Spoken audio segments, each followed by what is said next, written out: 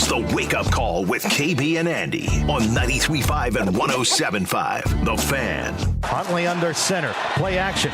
Looking left. Scanning. Good. And he's buried by the Colts. That knee will go down.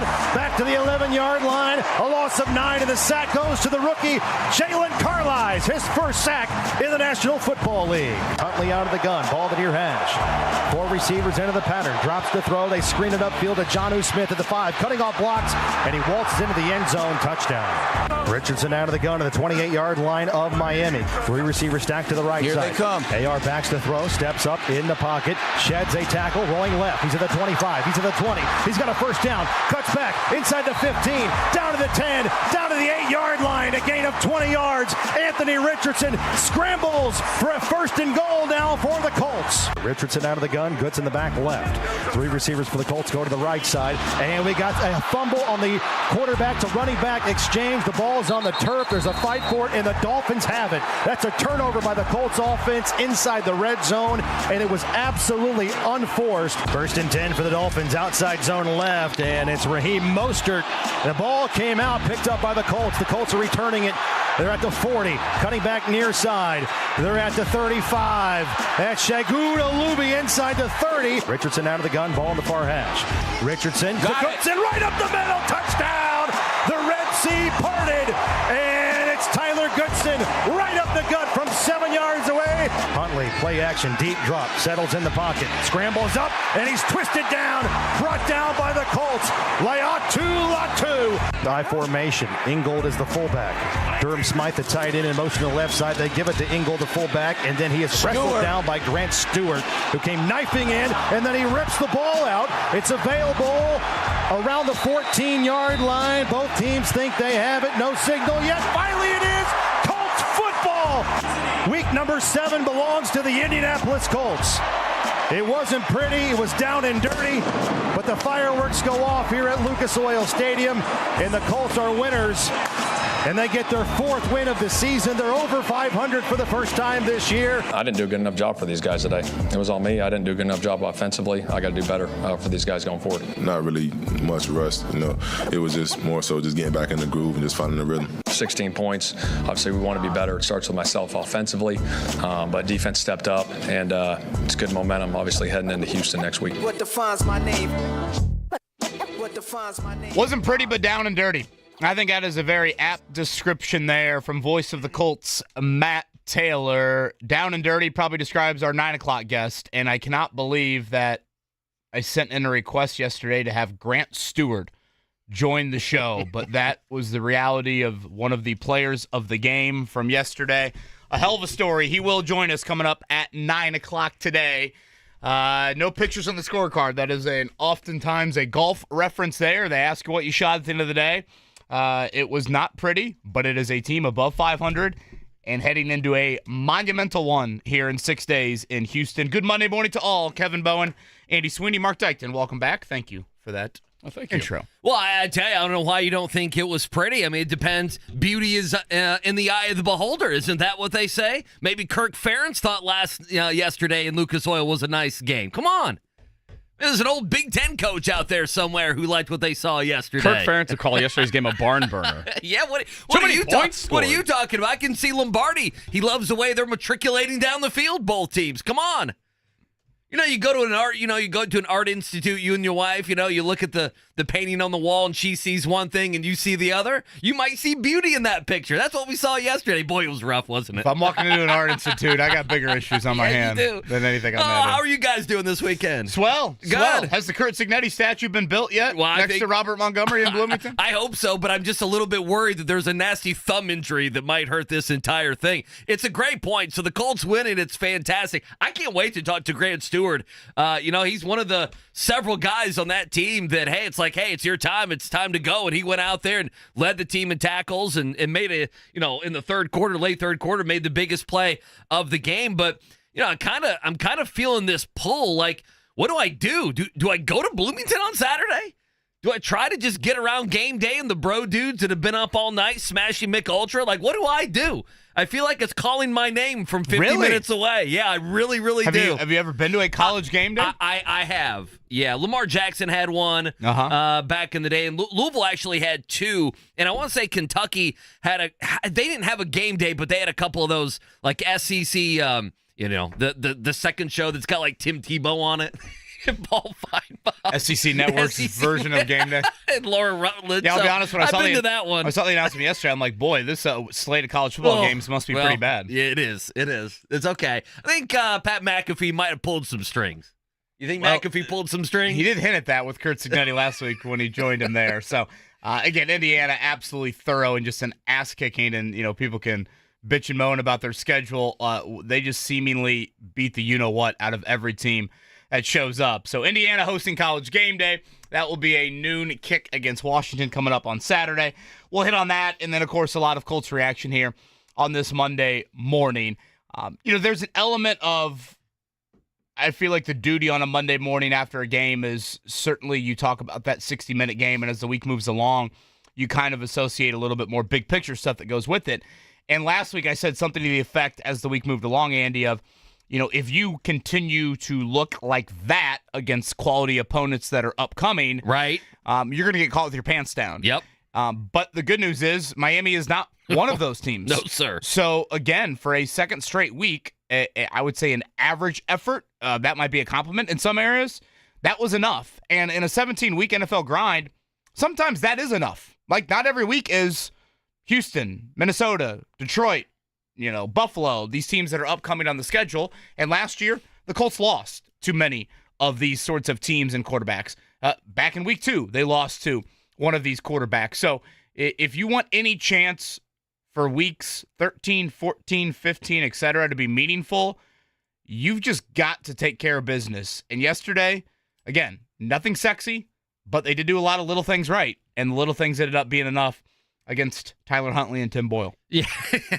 How was it being in a stadium with Tim Boyle being the quarterback? Yeah, so there had to be a feel over your body, did there not? I'll be honest. I think I maybe even butchered his name last week. I kept on calling him, I think I called him the Colorado coach's name. Is Tad Boyle still coaching Colorado? Oh, goodness. I don't think he is he? Yeah. The only Colorado Nephew coach I know. Mark Boyle? Yeah, the only one I know is Deion Sanders. He's the entire athletic department. Well, that's his name, isn't it? Tim Boyle? Were you saying it wrong? Tad Boyle is still at Colorado. I think I was calling him Tad, maybe. You were calling him Tad? And I do have an uncle Tad, so maybe that's why that was. I think we're not making Tads anymore. Was that your uncle's name, or did they call him that like growing Paul. up? Yeah, okay, Paul. that's what Paul's the real that's name what on I that, figured. yeah. It was. Listen, I say this with a smile that in no way, KB, can we make people happy today. Like if they would have won big, or if this was the Texans next week and we come in here and the Colts, they win 27-14 and we're loving on them and we're talking about how great they are. We're playing sound of a happy locker room. Like literally 100% of the people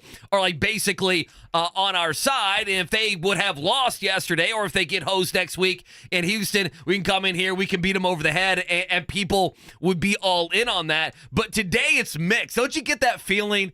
Like, are we going to be able to make people happy because they did win? It is an extremely cliche, corny term, but they needed to win. A win is a win, and you move on, and you're 4-3, and you're feeling good about yourself. The flip side is, this season, 1B, besides winning, is the maturation of Anthony Richardson, who looked, for the most part in that game, terrible. Not like a starting quarterback whatsoever. So it was remedial on offense. Steichen fell on the sword. We'll dive into that as we go today. But so I think there's some people that still want blood, that the team isn't living up to whatever expectations. They'll look at the offense. They'll look at Anthony Richardson. And then I think there's a whole other side that feels, and I'm probably tentacles of both, that feels like, hey, you won the game. You're 4-3. You had a bunch of guys now back-to-back weeks step up. I mean, that is good, but you got to play better the next 5 weeks or it's going to be ugly. Yeah, I mean, when you start 0-2,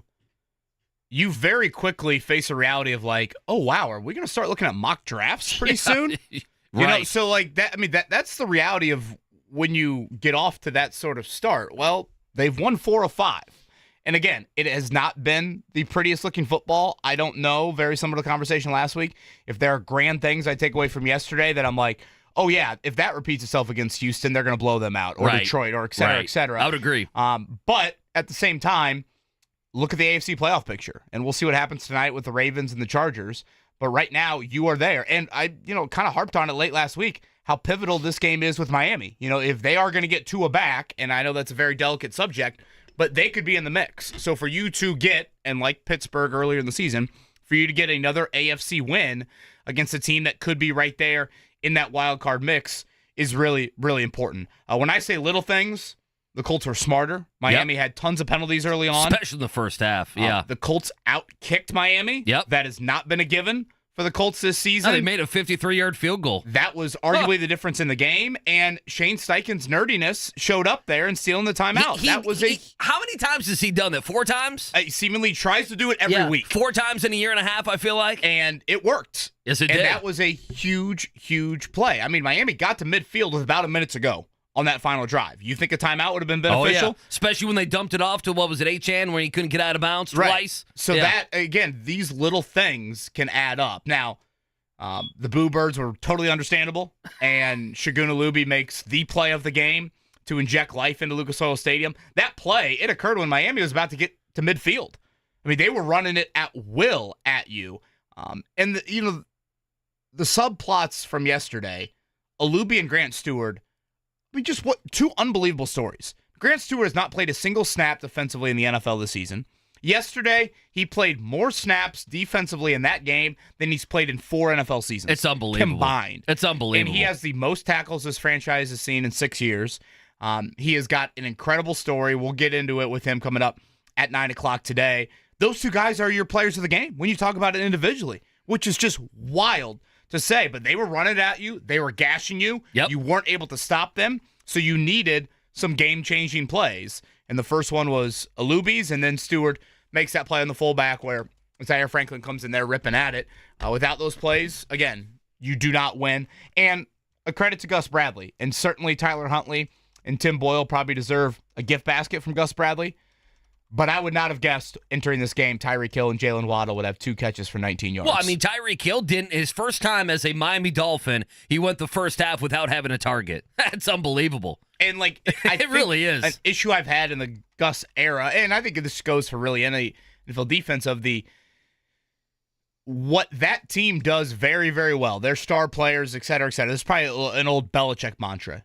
Don't let that aspect beat you. Take that away. Make them play left-handed. Make them have to resort to plan B, C, D, et cetera. And again, the quarterback issues for Miami are very well documented, all of that. But you still did not allow that. You can live with Jonnu Smith, having 7 for 90 something. And sure, you like to see better tackling on a screen play on 3rd and 10 and all of that. But that deserves credit. And for the second straight week, again, P.J. Walker didn't go down the field on you. Taylor Heineke didn't beat you. Jake Browning didn't beat you. That happened to this team last season, and it didn't happen against Will Levis, and it didn't happen this week. And if you want to, again, get to meaningful football at any point this season, dream of it, have it be realistic, you've got to sometimes win ugly. And maybe it is just an ugly football team. Maybe we're going to find that out. I think that might be the case. Shane Steichen, I thought, was pretty accurate with his team post-game locker room of, guys, we haven't played our best football. I think if you held Shane some truth serum, he'd love to say, we're probably missing our 2 best players. Sure. In Jonathan Taylor and DeForest Buckner. If their returns could be this week, does that change anything for this team moving forward? But certainly to your point, and we'll hit on it today, the Anthony Richardson element is such a critical component to this season. And yesterday as a passer, he was awful.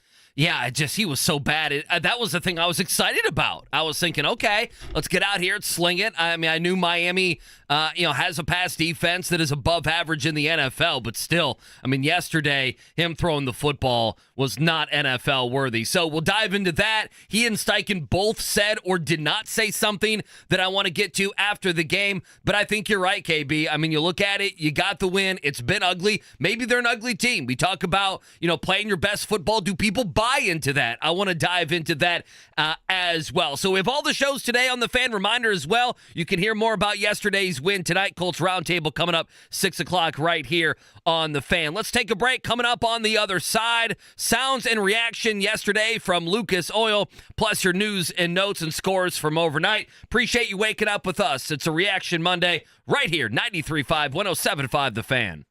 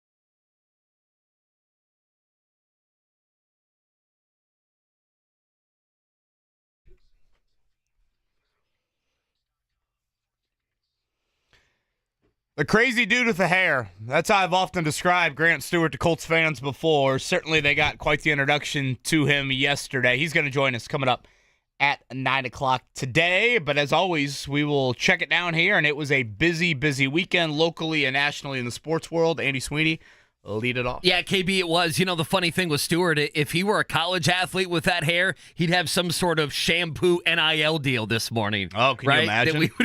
That we would be talking Him about. And Troy Polamalu would be in a commercial together. Exactly. A tough win, but a win's a win. You'll hear that a lot this week. 16-10, your final. Colts over the Dolphins yesterday, above 500 at 4-3. Maybe more importantly, 3-1 on the road. And this is two big wins now. You look at the Steelers and Dolphins. We talk about playoff stuff. Both of those wins big in the AFC. Let's start with Shane Steichen.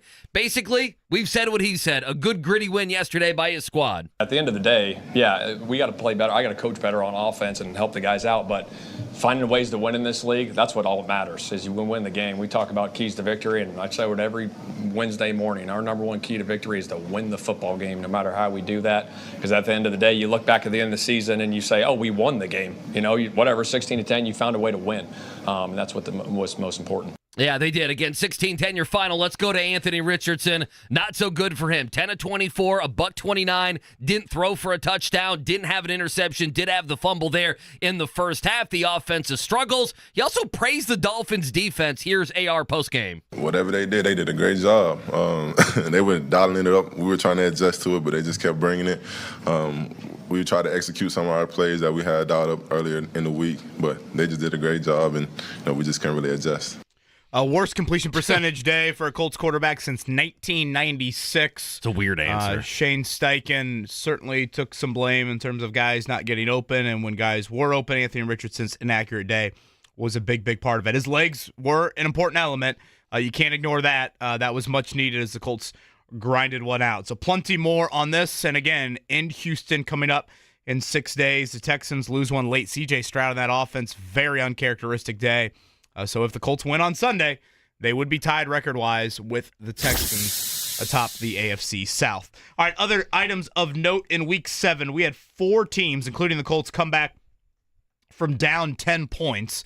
The Jags did it early on in London. The Bills did it over the Titans. And the Lions give the Vikings their first loss of the season. So the Kansas City Chiefs, sure enough, are the final undefeated team of the year. And tonight we'll get 2 Monday night games. This is a little wrinkle, though. Cardinals-Chargers that's the late one, 9 o'clock, and that is an ESPN Plus exclusive. So I think in recent weeks we've done these doubleheaders on Monday night, and we've seen ESPN, ABC staggered start times. This a little bit different on that end. And Mark Dykton very happy with Aaron Rodgers losing. Oh, yeah. The Jets are done. Boy, they're bad, They're done. I'm glad they traded for Devontae great. Adams. All their problems were clearly solved, right? Right. They're set. They're ready to go. Was it Pittsburgh had 31 unanswered? 31 unanswered to an offense. I went to bed at halftime, so and I was like, yeah, looks like the Jets are going to get this done. So did I. I still can't believe, you mentioned the Texans. I just can't believe that C.J. Stroud threw for 86 yards yesterday. Like, I know they don't have Nico Collins, and I also know that Green Bay is good, and I know it's a road game, and I know, by the way, that the Texans somehow almost won the game. Right. And they very well should have won. They should have won the game. Like, I just don't know how any of that happened yesterday. I know they ran the ball a lot, so that was a surprise for me. I kept thinking the stat line was wrong. I'm like, there should clearly be like a 1 or a 2 in from that 86. There's a mistake. Exactly. And then obviously the injuries. You had Jane Daniels go down with a rim injury. He and his mom say he's okay, but we'll see if he misses time. They obviously just ran all over the Panthers, who are obviously abysmal. And then you had the scene yesterday in Cleveland with the booing or the cheering with Deshaun Watson going down with the Achilles injury. Regardless, he's done for the season, and we got to see Jameis Winston at the end of the game. So he played? He finally got in the game as the third-string quarterback. I saw he wasn't the backup, right? Yeah, and then the Lions and Vikings, KB, we talked about it on Friday in the 9 o'clock hour. It was our popcorn game. I mean, does it get much better than that game? I mean, Lions and Vikings was as good as it gets. So again, tonight, Ravens, Bucks, Cardinals, Chargers, doubleheader on Monday Night Football. All right, let's go back to the college football weekend that was. I probably should lead with IU, but I'm going to lead with my wallet. What the hell was Purdue doing on Friday night? All right, Mark, so you need to know that KB had one of his infamous bets. It was Purdue plus 27.5, I believe, was the final tally. I got 6 Purdue drives on Oregon's side of the field.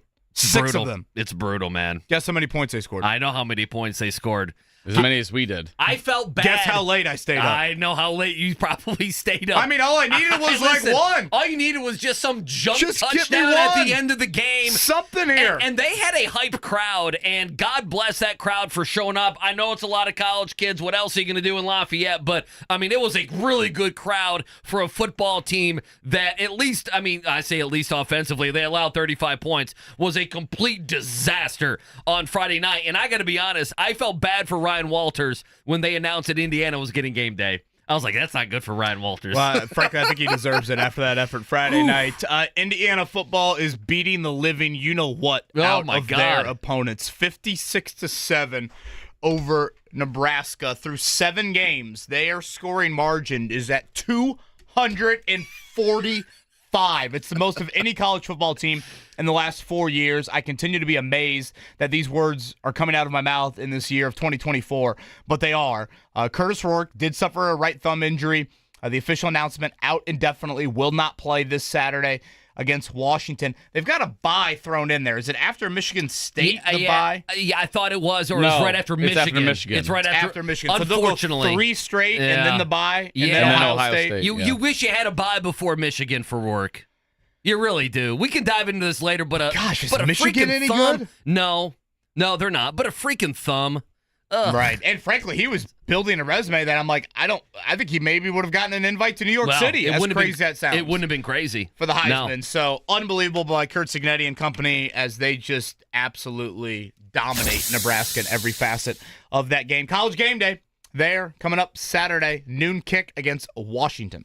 Major League Baseball, World Series set. Yankees won on Saturday night. But the Cleveland Guardians, they won the payroll championship, so I know they're happy there in Cleveland. Dodgers over the Mets 10-5 yesterday. We now have to wait all the way till Friday for World Series Game 1. And then quickly, WNBA wrapped up last night. Liberty over the Lynx 67-62. A questionable foul down the stretch. What's her name? Is it Carol Reeve? What's her name? Cheryl Reeve said the championship was stolen from her and her team. Yeah. And those tears made me happy. So yeah, I know you were happy about that. There was a questionable walk it was a terrible that call. they didn't call there. It was a bad call, late though. In that game. So we won't get the World Series till Friday. Is Friday, this right? Yep. I mean, you gotta leave some buffer if if they go 7. If one of the the NLCS would have. The NBA's starting Wednesday. I mean, could you get a little Tuesday, Thursday action Listen, here? I'm fine. Move it up to at least Thursday. Move it up a day. So that's already set coming up on Friday. We'll get back to the Colts. Anthony Richardson, a couple different Steichen angles, but you have a football team right now here in Indy that is 4-3 on the season. We'll keep talking about it. More Colts conversation next year. 93.5, 107.5 The Fan.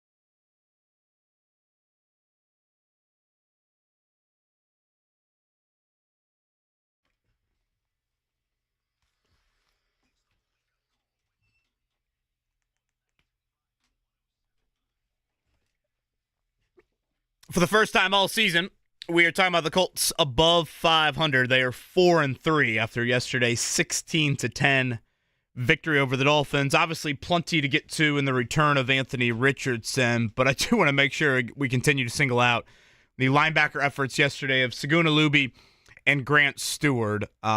Just amazing that those two guys delivered for you in such monumental ways. Again, I thought the Boo Birds were pretty understandable early in the third quarter there, and Miami's on the verge of another drive that was looking like they were running it right at Indianapolis. Alubi has the big strip. That wasn't maybe the most straightforward return, but he got some nice yardage. It all happened kind of in slow motion, did it not? Out of the return, yeah, it was more of a zigzag on it. Hey, but whatever works, man. And then sure enough, the Colts punched that in, and then Miami again is having another promising drive, and Grant Stewart stands up that fullback. I think Miami just tried to run the fullback up the middle one more time. And Zaire Franklin gets in there for the strip. I think Colts fans realize Alubi and Stewart are special teamers. They are not guys that play defensively. Certainly Stewart. He hadn't played a single defensive snap all year long. Just great, great stories. And credit to them. I know we can poke fun at, high character, heart, emphasizing on that, but those two dudes were two guys that did not look like they weren't prepared and that they were half-assing their preparation all week long. Injury to EJ Speed, injury to Jalen Carlisle, they were needed. And they deserve the game balls. Yeah, they do. I did not think that today, that if the Colts won, we'd be talking to Grant Stewart at 9 o'clock today. It's not. You could have given me how many guesses? You could have told me that we were going to have Matt Gay on at 9 o'clock today, or anyone special teams wise, instead of those two guys. And good for them, man. They stood up. I wanted to ask you something. And we'll dive more, and this might be a way to kind of start some of the Anthony Richardson conversation. Coming up in the 8 o'clock hour, we're going to play some sound for you on Anthony Richardson as well. After the game in the pump-up speech, right, and even after the game with the media, Steichen multiple times alluded to the fact that, even at 4-3, this team hasn't played its best football. And I think I agree with that. I mean, they have had some, I don't want to say iffy efforts, but it hasn't been, two special games the last couple weeks, but they've got the wins, and that's what ultimately matters.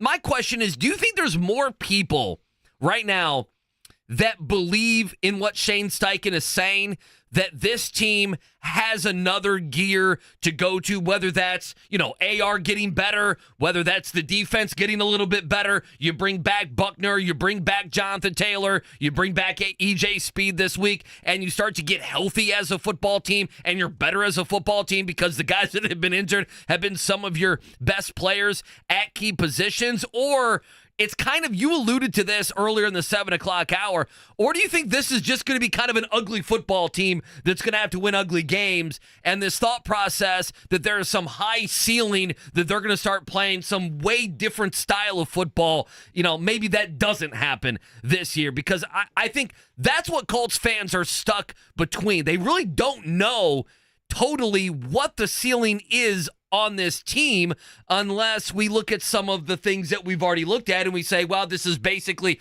who they are. But, I can't believe Anthony Richardson, as average or below average as he has been this season, KB, in the first half, he was 4-12. He was 4-12. There's not many guys that are going to be starting quarterbacks in the NFL with the way he played yesterday. So I'm asking you, and I'm asking the fans as well, and we'll take phone calls in the 8 o'clock hour. When they hear our best football's in front of us, are people buying into that rhetoric, or is this a team that's going to have to muddy up the game and win a bunch of games like we've seen the last couple weeks? And I don't know the answer to it. Well, the difficult nature is you can play better football upcoming, and it might not be enough just because the competition is better. That's something I think you have to acknowledge. Certainly Taylor and Buckner, you would think, are givens. Now, again, when is their return? Shane Steichen acted pretty optimistic about them late in the week. Is that enough to be ready? For Houston, Buckner's missed 5 games. It took Josh Downs 2 weeks to get back to that. Taylor, we've gone over this injury situation many times. Is a week enough for him? So those are probably questions we'll get to midweek. I would say to raise your level of play the most, the passing offense has got to find a higher level of competence. Richardson has regressed as a passer. If you want to boil it down to a very simple term or simple phrase, that is abundantly true. Again, yesterday was the worst completion percentage day for a Colts quarterback since Jim Harbaugh in '96. And Shane Steichen, I thought, accurately said after the game that he didn't feel like there were guys open enough either. And part of that is on him. I thought it was a combination of things. I know Richardson wasn't sacked. I thought it was the most pressure he has faced, though, this season. I thought Miami had a lot of free rushers. Oh, yeah. Kind of at him. So I thought it was a combination of all three of those things. But I guess to answer it, can Richardson get to last year? And last year, you weren't having a parade for the guy as a quarterback, but it was at a higher level than it was this year.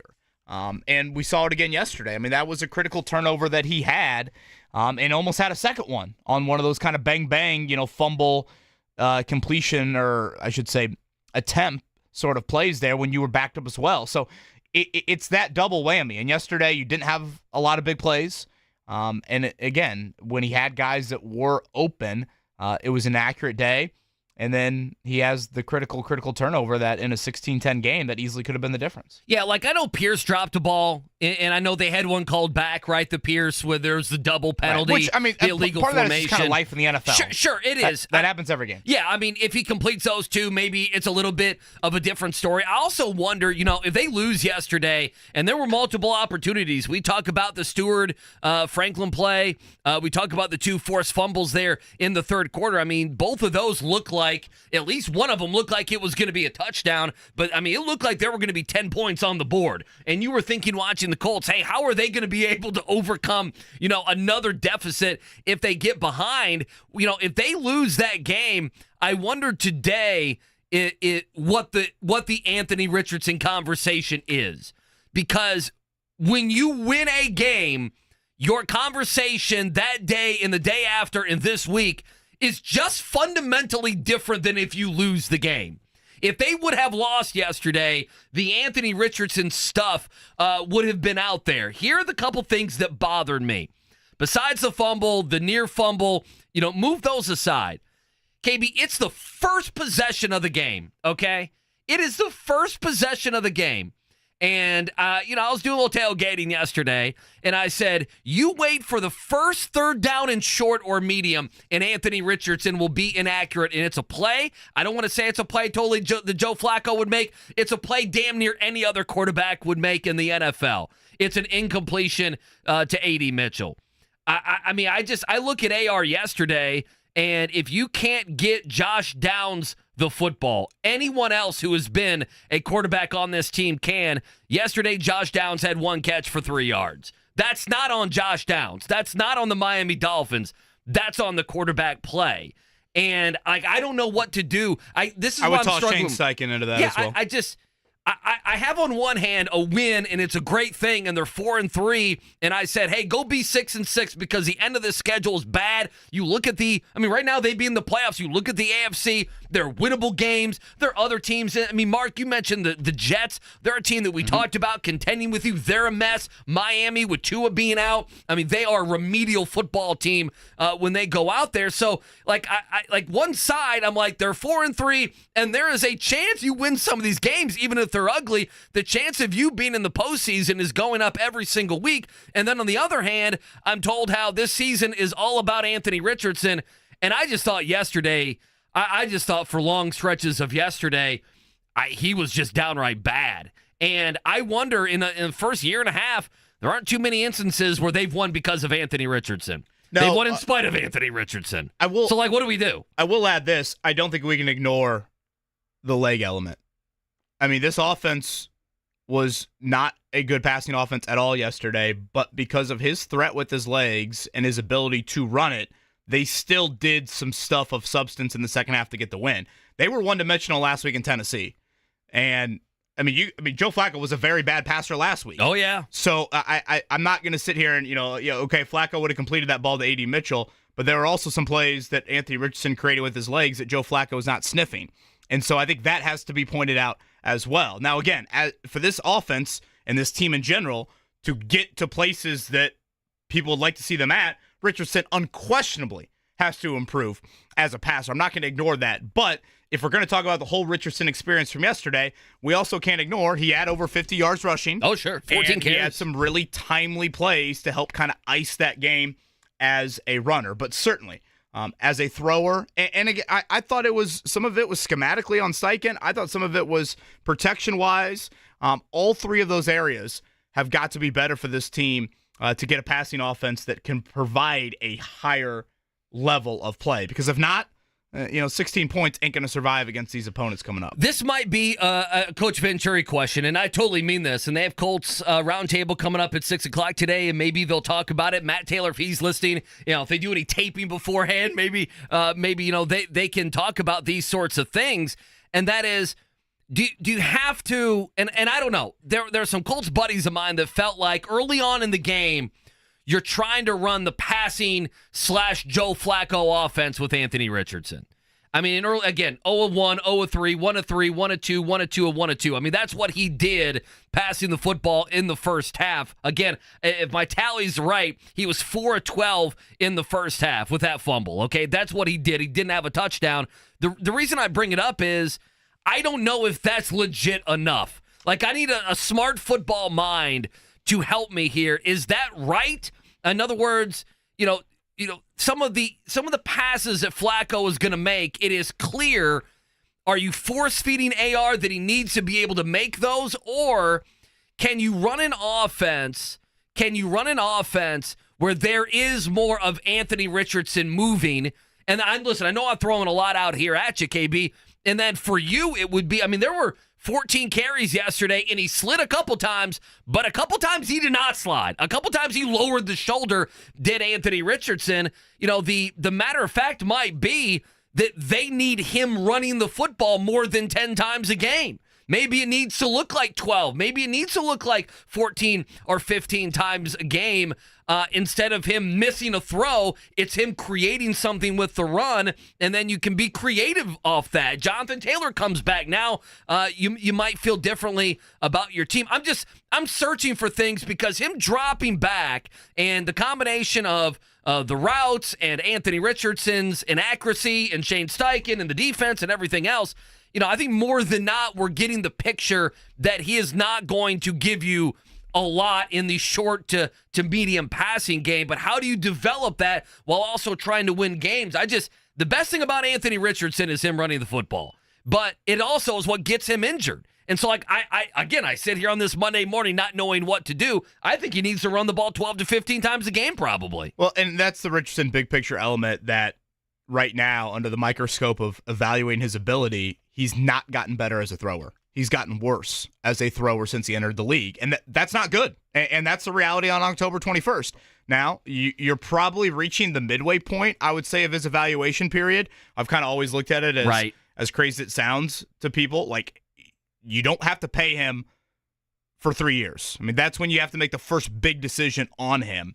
And obviously, he's missed a ton of time due to injury outside of that. But right now, if you ask me where we're at, I mean, certainly the ability is not at the level that you need it to be. And now the question is going to become, if he can string together availability, does the ability improve at all? Does, 3 or 4 games in a row, does he start to look like he did a little bit more last year? Because right now in 2024, he's not been at the level that you need. A couple other items to point to from the win yesterday. Again, I thought the Colts did a ton of little things really well.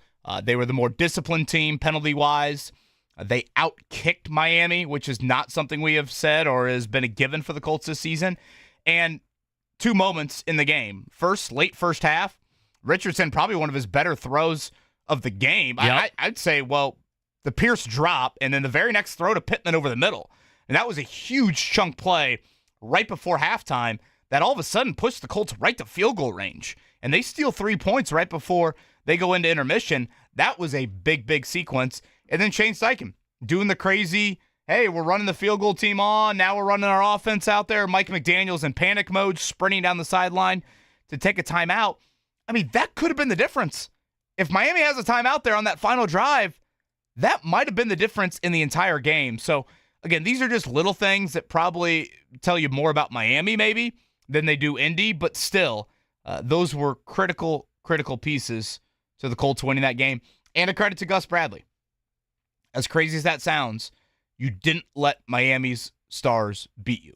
And the run defense had its issues. Not one time in the passing game. But Tyreek Hill and Jalen Waddle combined for 19 yards on 2 catches. And that is not something, my worry level last week, I said it all week long, was high. Oh, yeah. It was because those two, really. A little bit of A-Chain, but mostly those two. And for you to limit them, you could live with Jonnu Smith having the career day that he did, but those two being so quiet, huge reason why you're able to survive this one. Yeah, I wrote about it on the website. I'm surprised, again, you had one catch from Jalen Waddle, you had Tyreek Hill go an entire half of football in the first half without even being targeted. I found one play that they were kind of lucky on was McDaniel called a timeout. I think it was a 3rd and short, and they were going to do a reverse to Tyreek Hill, and he had some room. Tyreek had some room, but McDaniel got there and called a timeout. I don't know if McDaniel's a good coach or not. Do you have any thoughts on that? I mean, he doesn't have a quarterback. So, I can understand you don't have your quarterback. I would also say, Tua's history. Why are you going out there with Skylar Thompson as your only backup who could do anything? And by the way, that's not a good backup. Horrible. Flacco should be playing for them. No kidding. That is just horrible management of the roster by them in the offseason. And also, I just think if Mike McDaniel's this great offensive mind, and you have to get the ball to Hill and Waddle more. We got to be creative. You had an entire week to get Scoop Huntley ready for that game. So that's where that is a huge problem. And I cannot harp on this enough. Just look at the standings. That was a huge AFC win. If you start, I did it last week. I don't know if it needs to be a weekly thing in mid-October, but Andy, when we start to tier out this AFC, and we did it last week, and we started to group those teams in with the Colts, a lot of those teams lost yesterday. Oh, yeah. If you look at, those teams that you would kind of put on that, wild card type of tier, that's where Indy would be. And for what it's worth, they are going to get a Texans team that just lost and is without their best offensive weapon in Nico Collins. And if you want to go back to week 1, the Colts didn't have Josh Downs for that game. They will have him on Sunday. We'll see about Buckner. We'll see about Taylor. Houston was missing 4 defensive starters yesterday. So, those guys and their health coming into Sunday. So, again, not pretty. Not going to show up in any season-ending highlight reel outside of a, Shagun Alubi or Grant Stewart play or two. That Latu had a sack. But surviving is a part of a 17-game grind, and now we'll find out here in the next month or so if this team can start to play better, because if they don't, then it's going to be a team that is smack dab in the middle of the NFL where they've been a whole lot lately. Okay, so how much, quickly before we go to break, how much did Steichen making McDaniel call that timeout matter? Again, it's 3rd down at the 45-yard line. Boyle scrambles. I almost called him Tad Boyle myself. So it's basically 1st and 10 at the 41-yard line. They're moving into contention here, and you would have had about 55 seconds left on the clock if they could have called a timeout. And he got smoked there. So again, you got to go 45 yards in 55 seconds. Instead, they run a bunch of clock. They had the swing pass, not out of bounds, and the clock's moving, and basically the game's over. And I don't know how much this played in for Boyle, but I didn't see him look to take one shot on that final drive. Not at all. And I think he was so panicky about the time. I know he scrambled, but everything was just, how about the 4th down attempt? That's unbelievable. Was that a throwaway? What was he doing there? It was a back shoulder to your 5th string wide receiver. If Washington. you have a timeout there, how does that change? So Shane Steichen, you are a football nerd, and it showed up in a big, big way on Sunday. Yeah, he's done that a couple times. I think he's done that at least 4 times now in his NFL career. All right, we got to dive into IU. We'll do that next hour as well. Reminder, coming up at 9 o'clock, Grant Stewart will join us as well. On the other side, Anthony Richardson said he didn't say something yesterday, and then Shane Steichen did say something yesterday. So some more AR conversation and our morning check down. Appreciate you waking up with us. 8 o'clock hour around the corner right here on The Fan.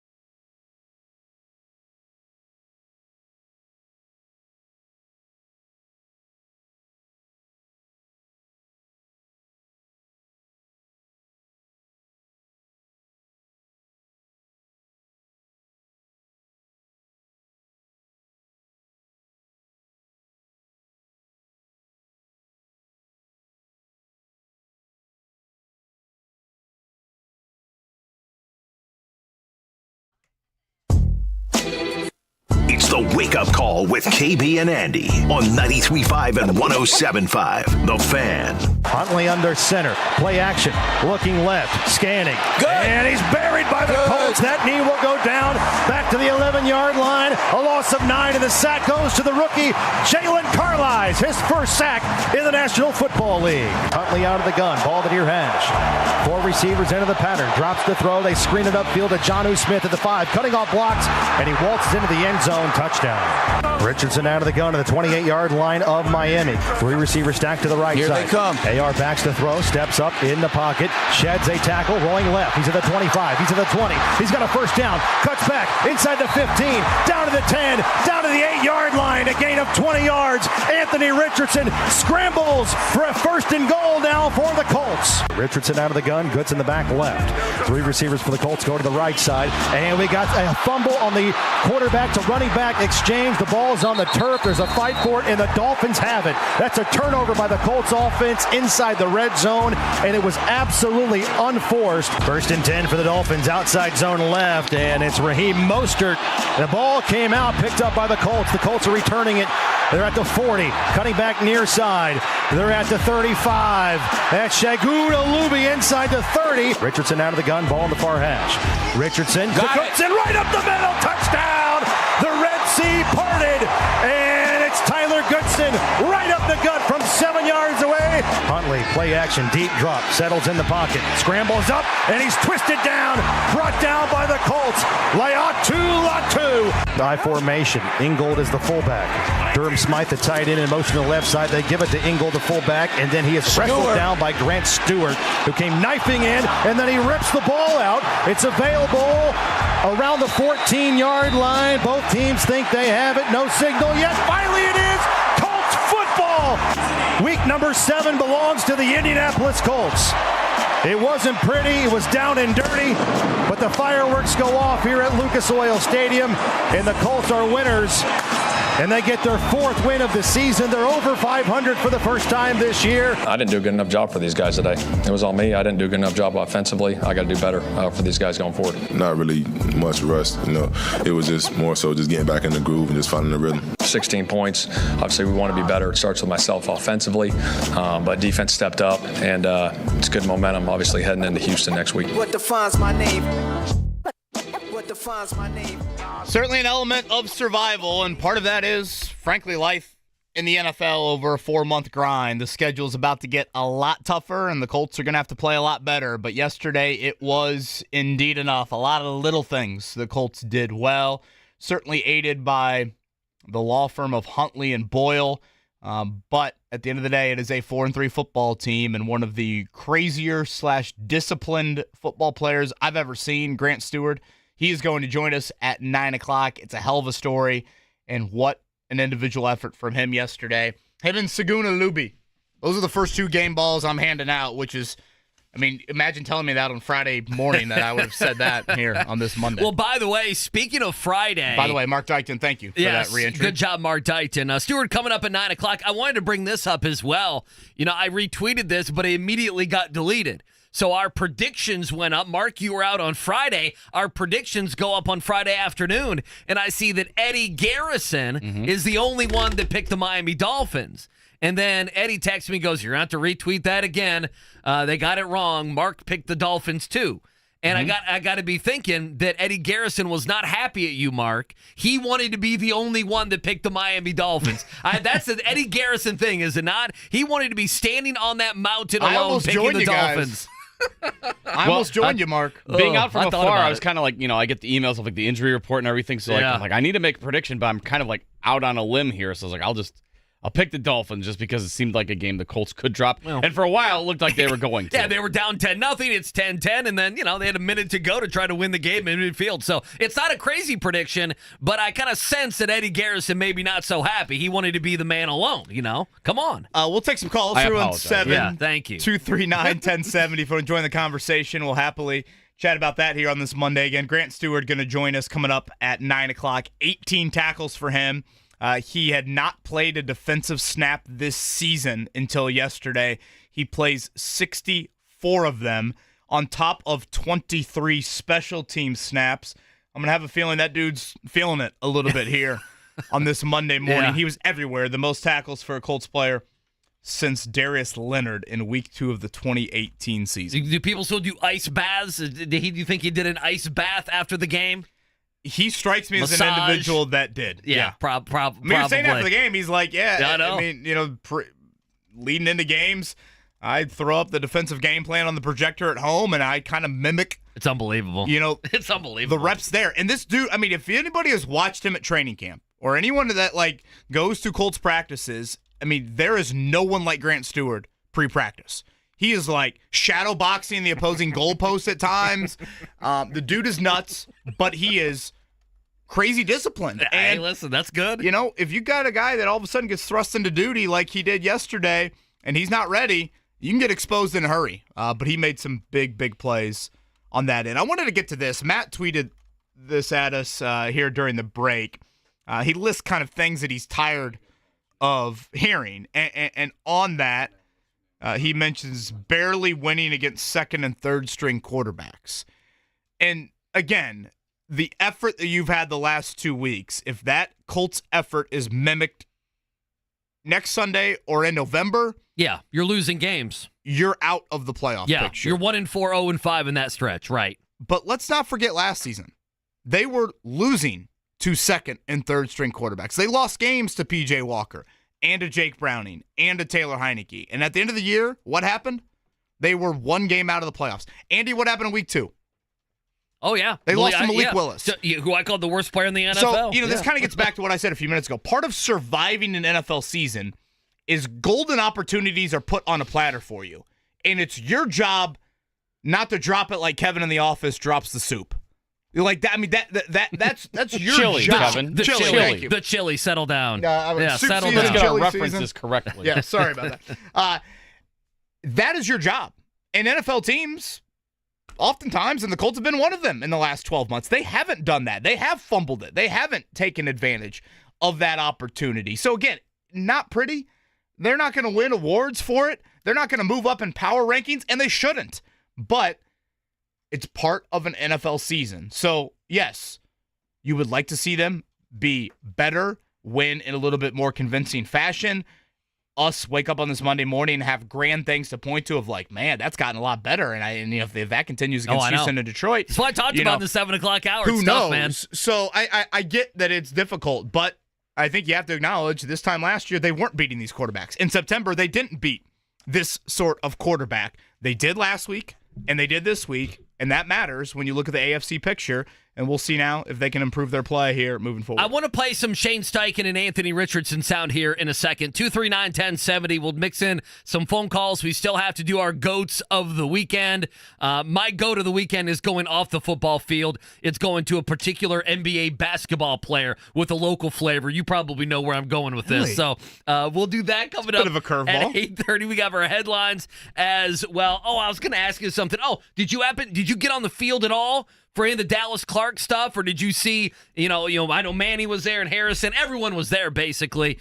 So many of the old greats. Did you get down amongst any of those guys or not? Yeah, we're down there pregame. Okay. I'm trying to think who came on. It was Jacob Tammy, Austin Collie, Anthony Gonzalez, I think, were exiting the elevator as I was coming back on the elevator after my TV hit. I believe Austin Collie enjoying a little post-game celebration with Shane Steichen. Oh, was he? High school teammates. Oh, for okay. those Oh, sure. Yeah. unfamiliar with that, Austin Collie, a high school teammate of Shane Steichen there. So it was, I'm trying to think. I noticed, outside of, I think Tony Dungy wasn't there and Bob Sanders. Everybody was there. I know. Well, that's what I was going to ask you next. It looked like just about everyone you would want would be everybody. there.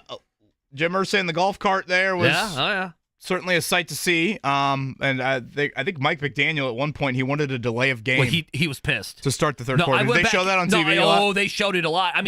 He was on TV for over 30 seconds complaining about, hey, what about a delay of game?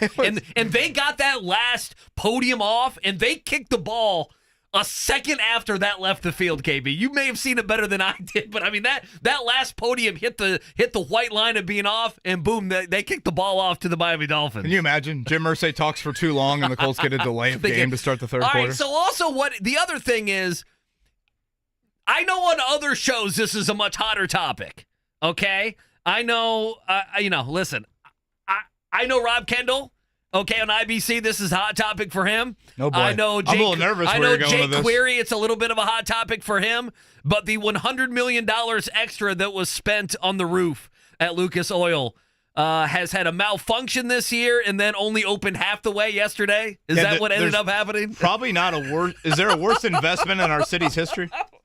I never know what to. I've never been the guy on sports radio or radio that's like, but you're the taxpayer and you should be mad. And I mean, yesterday was the perfect open the roof Sunday. It was 75 degrees. Yeah, of course it was perfect. Like, do they need to make some sort of an announcement? Like, I guess as taxpayers, do we need to know what's going on with the roof? I guess I don't really care that much, but this is a local subject that I know people do care about. Well, I don't care, but people do care about this. Well, I mean, in all seriousness, I think people that sit in those seats certainly care. I mean, it's a different temperature versus, sure it is. If you're sitting in the sun or sitting in the shade, et cetera there. So, yeah, par for the course with that damn roof. Will they have it open for Taylor Swift? It's not. Oh, no. I mean, I don't know. You tell me. I would say no, absolutely not. I think you sit outside if they do. You can hear some songs. Oh, sure. I'd say acoustically, it probably doesn't make a whole lot of sense on that end. But, yeah, that damn roof, it's always something. I demand a press conference for my $100 million, even though I didn't live here then. I demand it. At least it's not dropping bolts on people's heads. Dude, no kidding, man. Yeah, you're listen, that basketball arenas always scare me, Mark, with those sorts of things. Hold your breath on that. Well, okay. Yeah. That's only a matter of time. Oh, boy. 239-1070. I want to do one AR thing, and then we'll take some calls here. So I want to get to some calls. Mark, play clip 2 here. Here is Shane Steichen. We've played this. You may have put this even in the open, Mark. Here is Shane Steichen. He's asking about Anthony Richardson misses, and Steichen's he did this like 5 times yesterday. He's obviously taking all the blame. Go ahead. I got to do better. I got to put him in better positions. I mean, you go back, I'm going to watch the tape, but there wasn't a lot of stuff open, to be honest, when I was out there watching it. So that's on me. I got to be better. Okay, so, and by the way, part of that I expect to be true. Steichen needs to be better. I'm not putting it all on Anthony Richardson. And I don't remember. I could be wrong. I don't remember Shane being that clear on an in-game thing post-game. Like, usually guys are like, hey, I'll go back and watch the film and see. Yeah, but, like, he was, for him to be that adamant that, like, guys weren't open, for Shane Steichen lingo, that's a little different. Yeah, and so that's what I want to talk about because it might change my opinion. Let's go to clip 10 here, if you don't mind. So here's Anthony Richardson. Go ahead. I'm here because I'm me. I think I'm one of one, honestly. Not many people can do what I do. A lot of people understand that. So it's just a matter of just knowing when to do certain things and when just to get down. So. I saw this a couple times on Twitter, and you mentioned Matt. He tweeted in something that was similar. It's the reason I wanted to play those 2 clips, and that's alluding to him running the football. And I think Anthony Richardson, being a running quarterback, he's very good at the running component of that. You saw that yesterday with 14 carries, 56 yards, and towards the end of the game, he made plays that mattered.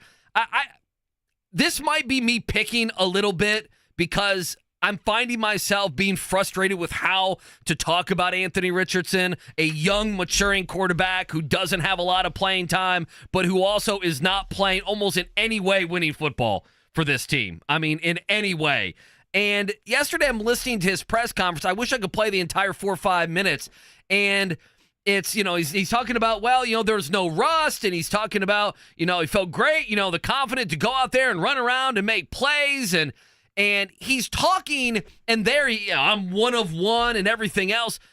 I did find it interesting after the game that Shane Steichen was, hey, guys, we got to be better offensively, and it's on me. And I didn't hear a lot of that from Anthony Richardson yesterday. And I wonder sometimes when we talk about the coddling that goes on, and this is not even a Colts thing, that everyone has told AR how special he is, how great he is. I mean, I love Kevin Kugler and Moose Johnson. I don't love him. He ruined my childhood. But, I mean, they're going on. Mark, did you know they go on for 10 minutes about Anthony Richardson, who at one point was 3 of 10 throwing the football. And, he's great at this, he's great at that. And it's like, there needs to be a reset on the thinking here. This is not, yes, there is upside, but there's also a point to where what you do in a game matters, and it's not all just upside or 1 or 2 or 3 flashy plays. In some games, 2 or 3 flashy plays can win you a game, but I don't know. I think some Colts fans, I saw that on Twitter, it rubbed me a little bit odd that after the game, the head coach is falling on the sword for the offense being as bad as it was yesterday. And I didn't hear a lot of that from the quarterback. And I think there needs to be a recalibration on where Anthony is. And that is, I mean, statistically, on everything that matters, he's near the bottom or the bottom of the NFL. He's down there with Bryce Young and Jacoby Brissett and Daniel Jones and some guys who are really, not very good players at this point. So it's my way of bringing up this is a frustrating thing that I'm seeing. I know we're being patient. I know they won the game. I know the best football is in front of him. But this is not you're a one of one thing. Yesterday you had a QBR of 24. You threw for 129 yards and a halftime. You were 4 of 12. Like there's also that conversation. I wonder. I just wonder what's amiss there that Shane Steichen sounds so different than his starting quarterback. Am I making too much of this? I'm not going to crucify him for it. I think that's a phrase he has said really since the combine. And, that question specifically was about him as a runner. It wasn't about him as a thrower or as a complete, player. It was in reference to, I believe, the 3rd and 10 scramble that he got out of and then probably should have gone out of bounds and instead kind of took Jalen Ramsey on there on the perimeter. I think for the most part, Richardson, whether it's postgame, whether it's the Wednesday weekly sessions, he's pretty honest about his own play and says that it needs to be better, and there has to be improvements there. So I'm not going to just rake him over the coals for those post game comments. I know the one of one thing is a very juicy quote, and people hear that and they hear it after an ugly performance, and obviously those words I think lose a little bit of context. But again, that is a Richardson line he has said for years, and I think for the most part in the 25 minutes he talks to the media or 20 minutes he talks to the media each week, he has a lot of self-criticism for himself as a player and knows he's got to be better there. So, yeah, I'm not going to just rake him over the coals. But you understand, it sounds like he's delusional. Sure, but it sounds a little delusional. But I think it's just pulling out one clip out of 15, 20 minutes of weekly media where, again, I think if you listen to Richardson answer questions on a routine basis, and that question specifically was about him as a runner, and he's right. He is a very one-of-one runner. He is a 250-pound dude that runs 4.4. And so that's what his answer was too. I think when you start to compare it, as a passer and those sorts of things, obviously he needs improvements, and he knows that. And he has, I think, said that publicly a whole lot here. You would agree he needs to run the ball more, right? Like that number, I think. Yesterday was a career high, right? Well, I mean, it was 14 yesterday. I think that has to be a career high, isn't it? It has to me, it needs to mimic that. Well, and this is, I think, where the microscope under Anthony Richardson's ability right now is starting to get in the ugly category. As a thrower, he has regressed. And that, I don't care about him as a runner. I know he's one of one as a runner. I know he's a great runner. I mean, that 3rd and 10 scramble with a defensive tackle literally draped over his shoulders, and he gets out of that, and he scrambles for 20 yards? I mean, yes, there's 3 quarterbacks in the league that can do that. The Ramsey throwaway, low-key, was a big play, too. Right. Where Ramsey's hanging on his back, and he throws it out. I mean, how does he get out of that? So, right. Most again, don't. all of that stuff, I want to make sure, I don't take it for granted, but I don't need to see any of that, I guess is what I'm getting at. What I care about is the 24 pass attempts. And the inaccuracy, I thought there were times he didn't throw with anticipation. For example, there was a 3rd down where one of their DBs made a great breakup, and it was one of those bang-bang plays. Maybe 50-50 flag could have been thrown there. But he had Pittman out of the break if he throws with anticipation. Yep. And the fact that he waited, now it becomes a contested throw. Those are the areas where I need to see improvement. It goes back to the preseason, Andy. I actually like that Steichen created him as such a drop-back passer in the preseason because that's where the growth is needed. So when you get in these games, it's difficult. As a runner, you probably should treat him like you would treat Navy or Army's quarterback and run him 20 times as a game. But A, that's not sustainable to survive 17 weeks. Not in the NFL. And then B, he does need to grow as a passer. And again, dial up more shots down the field to Alec Pierce. I know they had that one in the first half he just missed on the overthrow, the one that got called back. I still think you need more of that. And I'm curious to Josh Downs moving forward. With Michael Pittman's back injury, I think teams are going to say, we'll live with Pittman. We can't live with Downs, though. Right. Downs so can't have 8 catches. we need to take him out of the game. It's a good point. And I thought you saw Miami have a very concerted effort in taking Josh Downs away. So, again, Richardson's words, I get it. There is a cocky, confident, brash element to his words. They're very similar to Benedict Matherin's words that are going to rub people the wrong way. I get that. I think deep down, over the 98% of words he says each week, he knows that he's got to be better. I think, honestly, he's pretty reflective, and he's probably a little bit more candid to the media than a lot of people are in his situation there. And I get that's the worry right now. As we sit here, reaching the midway point of his second season, there is no doubt he has gotten worse as a passer, and the turnover numbers have increased. That is the ability worry. We have the availability worry as well, but the ability worry that scares me right now and projecting him moving forward, because we're starting to get there. I know. We are about halfway through this 3-year evaluation, if you want to look at it like that. Right now, he is regressed. You would hope to be in a different spot than where you are. And part of that, especially because last year, injury in the offseason, he didn't get to practice like he would hope to. Last year, he didn't turn it over, and he at least was like at a halfway decent accuracy level. Right. It wasn't something you could live with. Right. Like, okay, his rookie season in the NFL, you can survive that. But now, when he's doing the double whammy, and again, the turnovers and the inaccuracy, that's stuff that you can't live with, and you have to survive. And there's an element the Colts won in spite of his passing yesterday. Now, again, I don't think it takes in the full story, because as a runner, he still gave you a whole lot that was key. Watch Tyler Goodson's touchdown again. Multiple Miami defenders go with Richardson. That opens up Tyler Goodson parting of the seas. Yeah, that doesn't happen with Joe Flacco. Right up the middle. Yeah, but there's no doubt. I know that about him. I need to know the other stuff. I need to know him as a thrower. And right now, in his second NFL season, it's been a step back. All right, we'll get to a morning check down here in a second. Let's take just a couple calls. 239-1070. Matt, you've waited the longest. Matt, fire away. Good morning. Morning.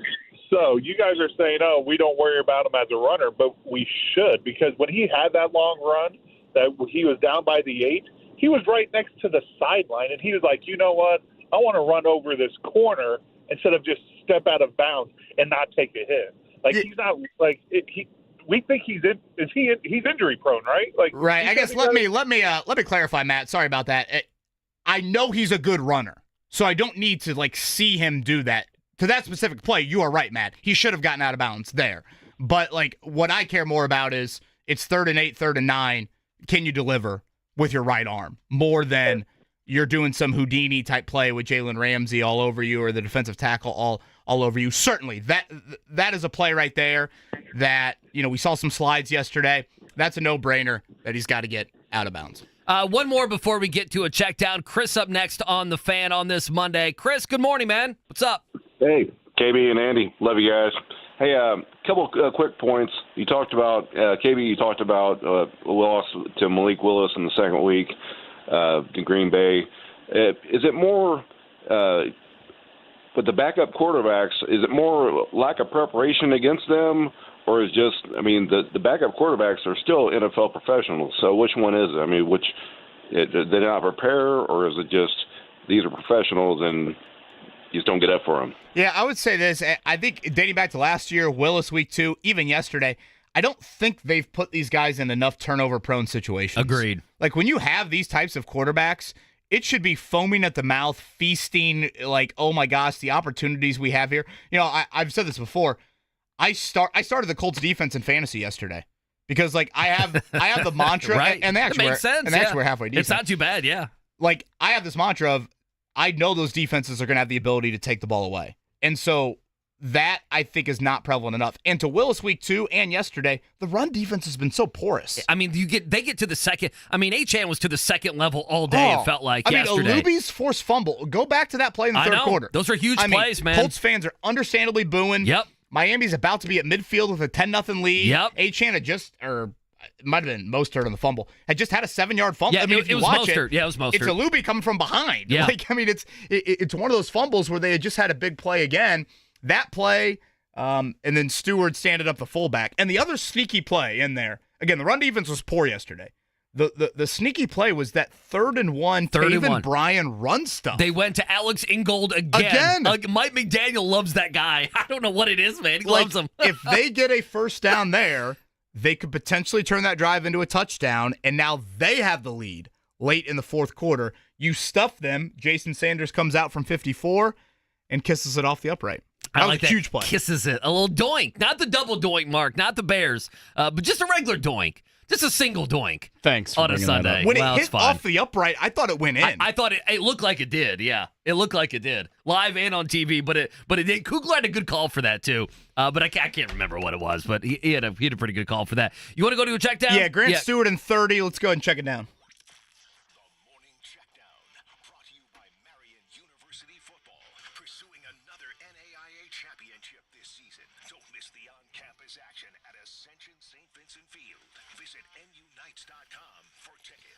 All right, we'll go through this quickly. Everyone knows by now, 16-10, that's your final yesterday in Lucas Oil. Colts over the Dolphins. Here's Shane Steichen. KB, kind of mimicking what you were talking about. The Colts won, and they did the little things along the way. Yeah, absolutely. I mean, you play smart football. More games are lost than won in this league off mistakes. And at the end of the day, you want to play smart football, penalty-free, turnover-free. You look around the league, that's what it comes down to a lot of times is playing smart. So I was excited for the guys today. Little things they did better. Matt Gay. Shout out to Matt Gay. That kick was right down the middle. No draw on the 52-yarder. Huge 3 points there. Shane Steichen stealing the timeout. More disciplined team. Sometimes that matters a whole lot, and it did yesterday. All right, we got the World Series set. It is the Dodgers. Those bats were all over the Mets throughout that series, so we will get Dodgers, Yankees, nothing until Friday. In that one, in the WNBA Finals, that series went the distance. It was the Liberty, and it sounds like they got a beneficial whistle last night. Yeah, it was a bad call. John Kyle Jones is your WNBA MVP there of the finals. So the Liberty, Brianna Stewart and company, they get it done in that. And college football from over the weekend, we've talked about it locally. Texas, Georgia, certainly some drama in that one. Anything else stand out to you? Oh, goodness. Louisville choked one away against Miami. That was a wild game. I knew 5 or 6 people that were on the field smoking cigars at Tennessee. Hopefully Jason Hammer was another one that went there. So that was a big game. So Bama's not going to make the playoff? I don't think so. And they don't have Saban behind them. So, yeah, I don't think they're going to make the playoff. I didn't see any of your Fighting Irish. I know they won 31-13. I didn't see a play. Not a play. So I apologize. Hater. Not a play. You hater. They've got Navy. I'm nervous. You should be nervous. I'm nervous. You should be nervous. Mark, you got a game day picker for IU. We did this exercise last week. I think Fox involved John Mellencamp. I saw that. Yeah, a big noon kickoff. Yeah. We threw out names of Mark Cuban, Joe Buck, Kyle Schwarber. I know some people have mentioned like Lily King. I don't know if the Olympic cachet is still necessarily there for her. It's a good one. But where would you guess? People have kind of mentioned, well, I mean, does Corso count? I mean, right. It's a good question. Yeah, I still think you need somebody else. I'm going with Buck. That's my guess. Yeah, Joe that's where I was leaning when you started that question. I would say him. He's been very adamant, especially on air during broadcasts about his IU. Yep. Alma mater. So sure. And he's it's ESPN. Makes sense. He's with the company. Yeah, he's an easy one to fly over there to Bloomington. I'm sure he'd be there anyway. Yeah, let me look this up. Next week, a Monday Night Football, Pittsburgh. So, yeah. That's not a bad way. Yeah, that's not far away at all. 5-6 hours away. So, all right. So, good stuff there on your morning checkdown. Let's take a break. We'll keep taking your calls, and we'll do so even after Grant Stewart at 9 o'clock, 239-1070. We can take some calls on the other end. The good, the bad, our goats of the weekend. We'll do it next here. It's a Monday on the Fan.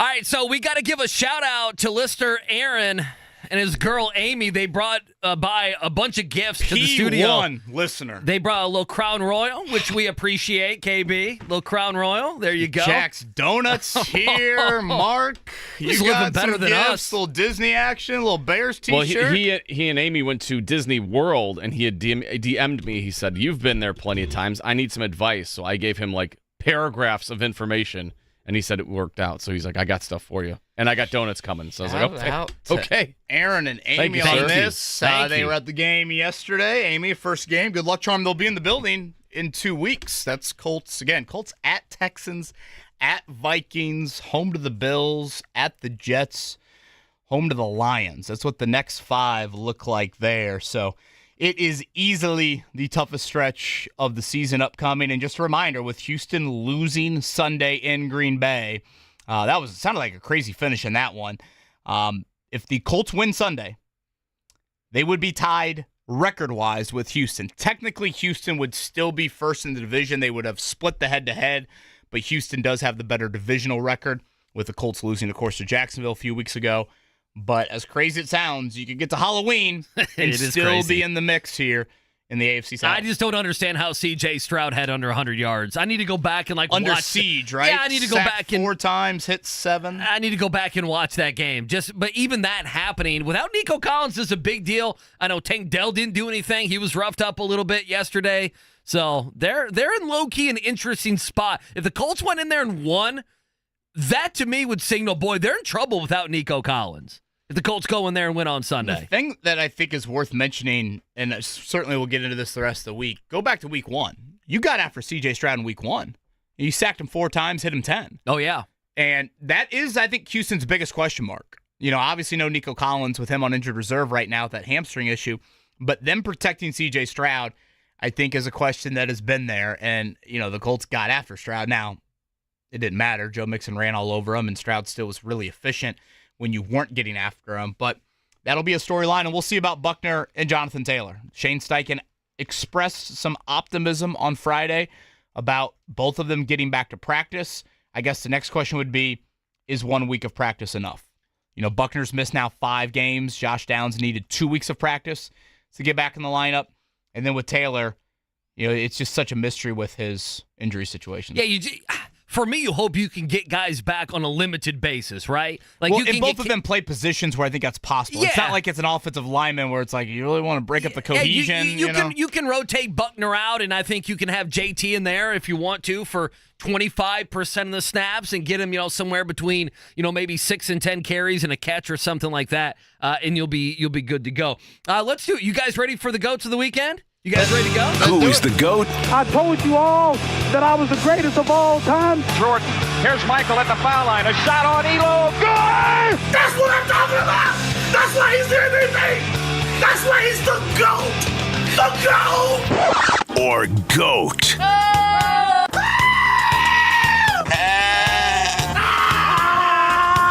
This guy sucks. Of the week. Boy, I'm going to go all caps, and I was half joking, half serious when I tweeted this out Saturday afternoon. I said, you put the Kurt Signetti statue right next to Robert Montgomery. He is my all caps GOAT of the weekend. Good for you. That man ran his mouth last December on every setting. Yeah. Big Ten. Oh, yeah. Whatever the show is here at Lucas Oil Stadium, Big Ten Championship. Yeah, I felt like I might as well show up because we're going to be in this game next year.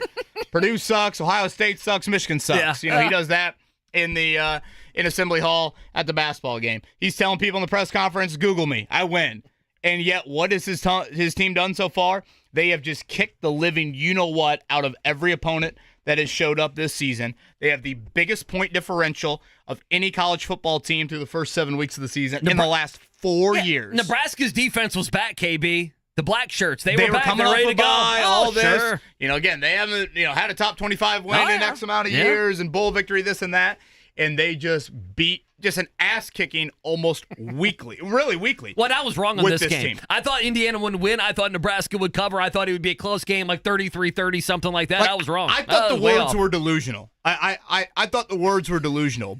And I tried to make the reference to him, and it totally was flat when he joined us before the start of the season. I made the reference to, you're like the Hitch, the Will Smith. Here he is. Okay, I remember that. Here you are. You are the Will Smith for the IU football program. And I still feel like he is that. Like, he has walked in there and been like, guys, we need to stop thinking this way. We need to start thinking this way. And it's one thing to think and speak it. It's another thing to act on it. His football team is acting on it. It's unbelievable to watch. It is. All right, so my go to the week on the good side. It's coming from the world of the NBA as we're just a couple days away. The Pacers begin things on Wednesday. Have you guys seen, if you haven't, we're getting ready to play it. Have you seen the Tyrese Halliburton video, KB? Oh, yeah. Do you know what I'm talking about here? 50 Cent. Okay, so he gave a shout out. So Halliburton, to set this video up, Halliburton has been out the night before. It's 4 a.m. in Vegas where he's at. His hair is disheveled. I assume it's his girlfriend. So they were in Vegas? Yes, it's his girlfriend and her friends, I assume, are there, but it's Tyrese. There's 3 ladies. He's giving a shout out to 50 Cent, who is doing a residency in Vegas, which is a big deal. Take a listen. Fifth, what's up, brother? Wanted to congratulate you on your Vegas residency. You've always shown love, so I want to show love back. Appreciate you. Congratulations. That's a big honor. It's 4 in the morning. I just got back from the club, but I got to make sure I show love to my guy. Congratulations, brother. Keep going. I mean, he's winning MVP this year. That's at least off the court. Yeah, go to the weekend. It's Tyrese Halliburton, and Signetti's a good one, but he ain't Halliburton. If this is a safe space, I have watched that Candy Shop music video a few times with 50 Cent.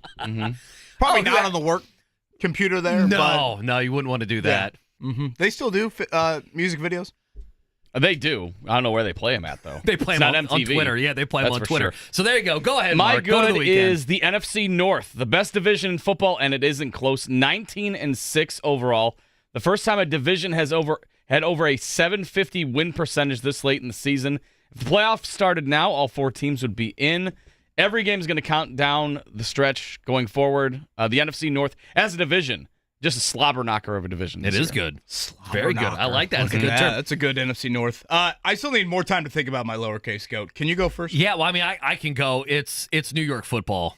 I mean, it is as bad and as embarrassing as it gets. If you're a Colts fan, you won 16-10. Don't whine and complain about a win. That's how I feel. I mean, the Jets last night allowed 31 unanswered to Russell Wilson. Aaron Rodgers looks done, and the Giants are cratering towards when the Colts face them in December. You're probably going to have Drew Lock or Tommy DeVito. I mean, that's what you're looking at, is facing Tommy DeVito in December with a chance to get a win. I mean, New York football is as bad. The Eagles pushed him around. The only thing I will say, my go-to-the-week should actually be Nick Sirianni, because twice they had the ball at the 1-yard line and they went away from Saquon Barkley. And I had so much money on 2+ touchdowns, 3+ touchdowns with Saquon Barkley. So Nick Sirianni, I'm booing you for taking money out of my pocket on this Monday. My lowercase goat, this is selfish, this is biased. I guess I just went uppercase for Kurt Signetti. Lowercase is freaking Ryan Walters. Oh. What the hell was I thinking betting on Purdue Friday? Why did you tell me to not do that? I was on vacation, and I saw that bet on our station. I'm like, Kevin, are you drunk? Like, what are you doing right now? 6 drives on Oregon side of the field. 0 points. I tweeted that out, and I had these kind of crazy, insane bet people in my mentions. Like, that was the closest 5-possession game that I've seen in college football in a while. Yeah, thank you. Thank you, Mr. Vegas Sharp. Which Thank you for that. Which is quite the humbling comment that I needed to hear. And here's Maddie out of town visiting her friend. I need some entertainment. I'm like, all right, you're gonna watch this game very intently here. Purdue's moving the ball. They had a field goal opportunity here. I mean, what the hell was I thinking? So part of me they had a great crowd too. Maybe I'm the lowercase goat, but I know for believing in Ryan Walters. And what happened yesterday? For a minute there, did we get internet rumors that Ryan Walters was losing his job? Oh, yes. Did you see that? I did not see that. I saw that a couple times. Yeah. Yeah. It looked like Purdue's not going to do that. Looked like we had it there for a brief period, and then all of a sudden, was it a fake Bruce Feldman? Yeah. There's just people saying he's been fired. And what's it called? The Peegs board is the IU board. What's the Purdue board? Is it Knucklehead? Is it Gold and Black? Knucklehead Central or something like that. That might be it. My lowercase goat is to 4 quarterbacks that are surprisingly usually not on this list. C.J. Stroud, Patrick Mahomes, Aaron Rodgers, and Brock Purdy were all terrible yesterday.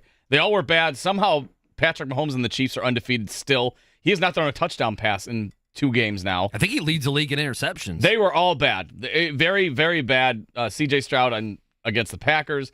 Patrick Holmes in a win against the 49ers. Brock Purdy was terrible, and Aaron Rodgers, obviously Devontae Adams not helping him there. But 4 quarterbacks, not usually bad, were all bad yesterday. Yeah, Purdy, that's a tough one. Like, do you pay him? You've already paid everyone else. Ayuk gets an ACL. I mean, the Niners are done, I think. I think they're done. So the Chiefs are undefeated, and Mahomes has thrown more picks than touchdowns. Yes, sir.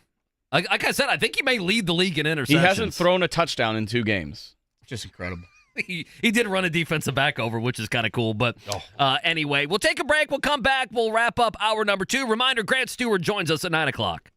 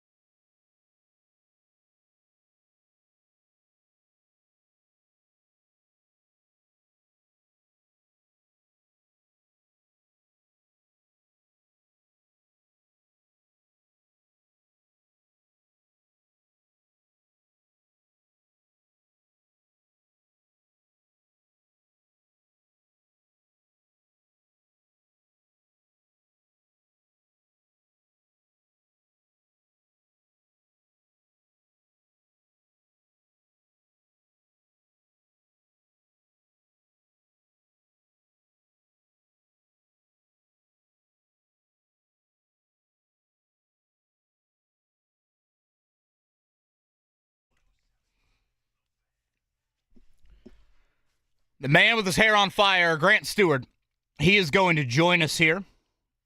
10 minutes, 18 tackles for him yesterday. We are talking about a Colts win in which in the second half they lose that game without Grant Stewart, Saguna Luby, and Taven Bryan.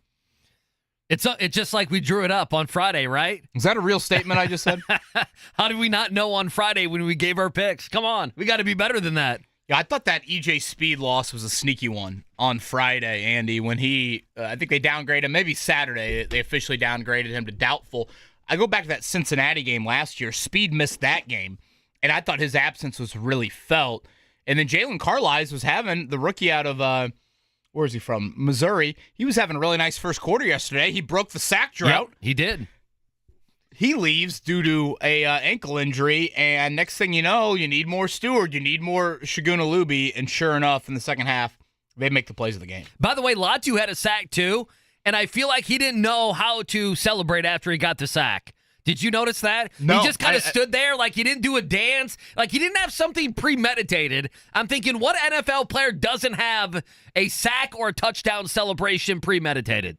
I mean, doesn't anyone these days have that raised some sort of dance, some sort of TikTok dance or something? Both NFL sacks via tight ends trying to block. You're right. Latu. It's a bad spot. The sack drought is over for the Colts there. The unfortunate one to Jalen Carlisle was he gets that sack, and then they give up a 3rd and 10 for a touchdown, a screen to Jonnu Smith over the middle of the field. So, again, that run defense was an issue yesterday. And I think you have now Joe Mixon, who had a great day yesterday running it. He's back. And we know what happened in the first meeting. So, the DeForest Buckner storyline becomes a big one. Yeah, listen, I do worry. I mean, that's the biggest worry is you go into Houston. It's sure the offense, Anthony Richardson. What does that look like? Does Jonathan Taylor play?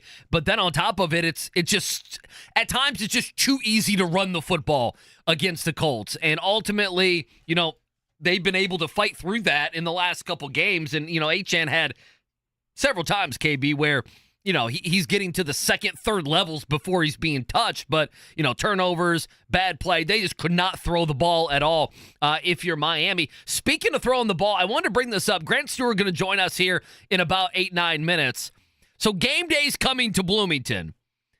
How bummed should I be about Curtis Rourke? Because I'm fairly bummed that, listen, against Washington, I still think Indiana is solid enough that they will beat Washington at noon on Saturday. I want to be clear. I know it's only a touchdown spread. I think if Rourke were healthy and in for that game, it would be closer. My estimation would be in double digits with that line. So I think Indiana is still going to win.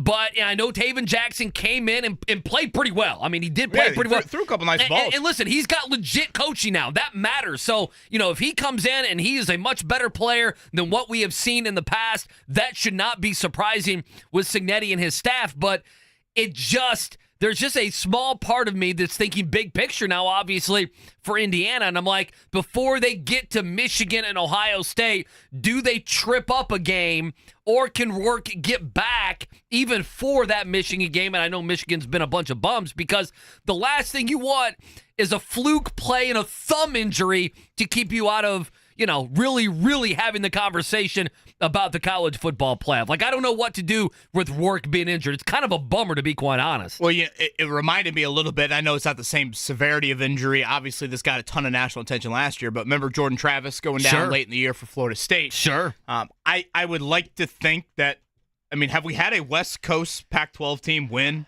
in the Eastern time zone yet? USC lost to Maryland on Saturday. Yeah, Oregon coming to West Lafayette. Oregon, but again, does that count? Yeah, but again, that's the best team in the Big Ten versus the worst team in the Big Ten. It just seems like Washington, UCLA, and USC have had all these issues with making those travels. You're not wrong. So you're not wrong. I think where I'm bummed for the kid, though, is, I thought he would have been a Heisman finalist. As crazy as that might sound. If you kind of keep this up, is he not one of the 4 that would have gotten invited? Yeah, he's 15 touchdowns, 3 interceptions, and I want to say at least 1, if not 2 of the interceptions were, end of half Hail Mary type BS stuff that doesn't really matter that much. They are prepared, and his passing is precision. And now with Taven Jackson, there's more running. He hasn't shown to be the accurate quarterback, at least without Curt Cignetti. I think they beat Washington on Saturday, but it's after that. It's big picture. It's how you look. It's college football playoff, and you need Curtis Rourke. And again, you just need him. 3 straight games until the bye. So it's at Michigan State after this, Michigan, then the bye week, Ohio State, and Purdue to close out the year. Hey, he's crushing it, though, isn't he? Rourke, he's crushing it, dude. He's looking at What's funny, 380, Cignetti 359, labeled him 307. a little He's bit good. like Phillip Rivers, and I can see that. Very stationary, pocket passer guy, and Cignetti was on that NC State staff back in the day. All right, one of the heroes from yesterday's game, Grant Stewart. He joins us next, 9 o'clock hour, around the corner right here, 93.5, 107.5 The Fan.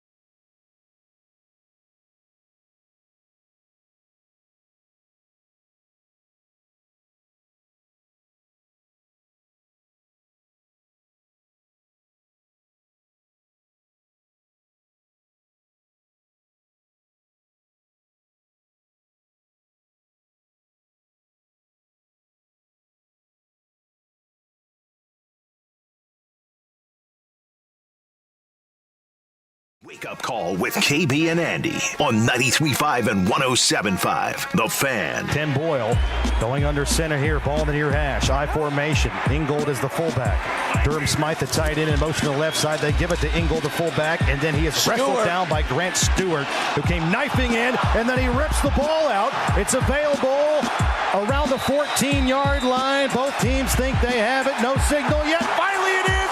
Colts football. Another forced fumble by the Colts and a fumble recovery by Indianapolis as the Dolphins were threatening for points. Just preparation, even when I'm in practice, sometimes I just run all the way down the sideline, chase the ball, carry it to the end zone, and then try to come back the next play and work just as hard. Be ready, I'm not gonna let off the gas or nothing. That's how Rough Riders roll. Stop, drop. Grant bleeping Stewart, I hope he takes this as a compliment, and to me, he is one of the crazier yet disciplined football players I've ever seen. And usually you witness it on fourth down. But yesterday, the Colts needed him on first down. They needed him on second down. They needed him on third down. And he delivered the most tackles for this franchise since 2018. You heard that highlight right there. A huge tackle that allowed Zaire Franklin to get in for a big strip there in the third quarter. And he certainly deserves a game ball for yesterday. And he's with us right now. Grant Stewart is on the Payless Liquors hotline with us. Grant, good morning, sir. Congrats on the W, man. How you feeling? I'm feeling great. Good morning. I appreciate you having me. When I say how are you feeling, I'm talking body. 64 defensive snaps, 23 special team snaps. Like, are you feeling it a little bit more on this Monday? Oh, for sure. Really, last night I think when the adrenaline wore off, I probably woke up. I think I woke up at like 4 in the morning. My head was kind of, hurting. And I stayed up from about 4 till about 8, and then got about an hour in. So, yeah, man, it's definitely a little different. But got to spend some time with my son this morning, and got to see my grandfather and my brother off. They had a flight. They left at like 5:30 this morning. So. But yeah, my body definitely feels every bit of that game, certainly. Well, how awesome was it to, in front of some family members that maybe don't get to see you week in and week out, do what you did yesterday? That was pretty neat.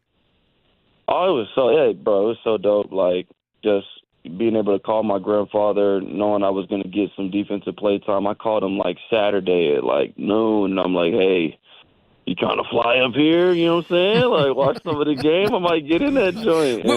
Where's he at? Where does he live? Houston, Texas. Okay. So him and my brother hopped on like, a flight day of, and came and, showed love at the game. And it was just so surreal. My grandfather is somebody that I lived with, that I trained with, that supported me. My brother and I worked all summer on very specific things when it comes to movement, getting off of blocks and stuff like that, things that we both needed to improve in our game because he's a freshman at Houston Christian. Just being able to being there, seeing like the things that we worked on, like that's the first thing he told me after the game. He was like, "They play with the quarterback, like he worked on that," and it was just so cool. My wife and my son there after the game. It's so surreal. Yeah. Grant Stewart with us here, Payless Liquors hotline on this Monday. Colts, of course, got the win yesterday, 16-10 over the Dolphins, and one man, a huge part of it, joins us here on this Monday. After the game, you mentioned in the post-game press conference, media scrum, how, you know that you're not always going to play on defense, and so you want to stay ready just in case. And you talked about having the projector at home where you would put up a play and you would do like an actual rep. So you would mimic that rep and have that mental rep just in case you got in there. Can you kind of expand on that a little bit, if you don't mind, Grant, on kind of what goes into being ready, even though you may not play, and how you do that? Yeah, when I was in college, we had a wide receiver coach. I think his name was Coach Guyton, and he played receiver or quarterback at Ohio State, and he just explained this thing to us where he was the third string, but he just explained his preparation process to us and how he would watch film, how he would take himself through the reps watching film, how he would take himself through the reps behind the starting quarterback, behind the starting receiver, and then he got his opportunity to run that play in the game, and they ended up winning the game on his behalf. And so hearing that as a true freshman in college, is kind of where it started for me, and I would kind of utilize that time between classes, or that 5, 6 a.m. before the lift or something like that. I would come in college and go in the team room, use the biggest screen that we possibly had, and I would play the plays with the starters, and I would literally just take the steps. I would make the calls. I would do everything because, some of those projector screens are humongous, so it's like I'm standing there in front of the projector. It's like I'm really in the game. And so I this offseason, I wanted to kind of recreate that for myself, to kind of just try to improve my game some more. And, that's even just at home or on the iPad or something like that. Film has been so huge for me just because, you don't always get those physical reps, and it can be tough. It definitely can be hard, especially when we're putting in new stuff. But the longer you stay in this league, you realize, mental reps and practice reps are just worth more than anything. And so, being a backup, I'm used to taking those mental reps. Sometimes I'll go stand 50 yards behind the defense, so I'm not in their way, and just do exactly what EJ does, like all practice, and be able to see some of the plays that he makes, be able to see some of the mistakes the defense makes, and be like, hey, guys, or hey, EJ, you can do this, and he's all right, bet. And, just being able to add value to the team in that way has kind of been my role so far this season. But just knowing that is only going to help me be ready for when my number is called, and that just happened to be yesterday. Again, 18 tackles yesterday for Grant Stewart, the most for a Colts player since week 2 of the 2018 season. He had played 0 defensive snaps on the year. Yesterday needed to play 64 of them and was outstanding. Grant Stewart with us here on the Payless Liquors hotline. Grant, how do you describe yourself as a football player? I would say relentless energy. That's kind of my motto. That's kind of what I feel like I bring to the table. Anytime I'm operating outside of that frame of mind, I do not do well. So if I start overthinking, or if I start trying to conserve energy, or if I'm not fully involved in the game, even if I only play 4 snaps on punt, I have to be energized. I have to be involved in the game. I have to know what's going on. I have to get the call from my coach. I have to be coaching up my guys on the sideline, because that, man, it just keeps me in the game. I feel like that's my strength, and I try to play to my strength, But, yeah, man, just relentless energy, maximum effort, just being a guy that I might not be the biggest, fastest, strongest, or, best in any category, but, I'm going to give my best effort out there. You're going to get everything I got on the field, Thank you. I feel like you've kind of hit on it at different points in this interview, so I don't know, maybe I'm just asking you to expand on it a little bit further, but when I watch you at practice, there's times where I'm like, that dude looks like a transformer out there. Like you're in your own little world, it seems like, and just how locked in you are. And like you said, you're away from the team, but you're clearly beyond locked in, and it goes back to how I described you to start the interview. Watching you play, yeah, it's with hair on fire, but yet you're disciplined. It's not like you're special teamers out there that are crazy. They sometimes commit a bunch of penalties. That's not you. I guess, where's that rooted? Where does that come from? Has that been something you learned in high school, Houston? You obviously have an incredible life story. Why is that so part of your makeup? Yeah, man, I'll try to answer it quickly. I'm a rambler when it comes to my story, but, being a 5-year-old, 6-year-old kid playing football in Texas, Texas is such a high standard for youth football. Being a situation I grew up in, my mom and my dad being absent, whether that was due to drug addiction or prison time, they somehow found a way to be present when I was playing the game of football. They somehow found a way to support me and love me and even coach me whenever I touched the field, because they could see that I had something there, and they didn't want me to waste my opportunity. So football early on was my way of feeling loved, was my way of feeling seen, was my way of feeling like I was somebody. My identity was in the game as a 5-year-old. So if I, ran for 200 yards in the Little League game, but we lost by a touchdown, I was throwing my helmet on the ground and I was crying. Because I felt like I have to win this. This is all I have, I was always looking forward to that practice. I was looking forward to that game. I took it way more serious than the rest of the kids in Pop Warner for sure. That just kind of continued until I got to college. And I just, had a different motivation of, adopting my sister, trying to get my family out of the situation they were in. And my coach at the time, Coach Blake Gideon, came up to me and was just like, hey, man, if you really want to make a change, you will finish out your career here. You'll get on this field. You'll get your college degree. You might get a shot at the NFL. But if you just do what you're supposed to do on this field and continue to excel, you'll be able to really help them in a big way versus just sending them $300 every month from my stipend that I could afford, And so, yeah, I mean, that just kind of just catapulted, and it just became a habit from there. You still feel that pressure to keep your family together and do good for them? Even though you've been in the league now, this is what, year number 4? You still feel that pressure? You know, it was probably week 10 of my rookie season in Tampa, and I realized that every goal I had from the game of football had been reached. I had adopted my sister.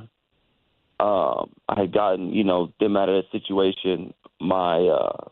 My mom was off drugs, staying with us. She was sober. She was at a facility. She was headed towards a career path.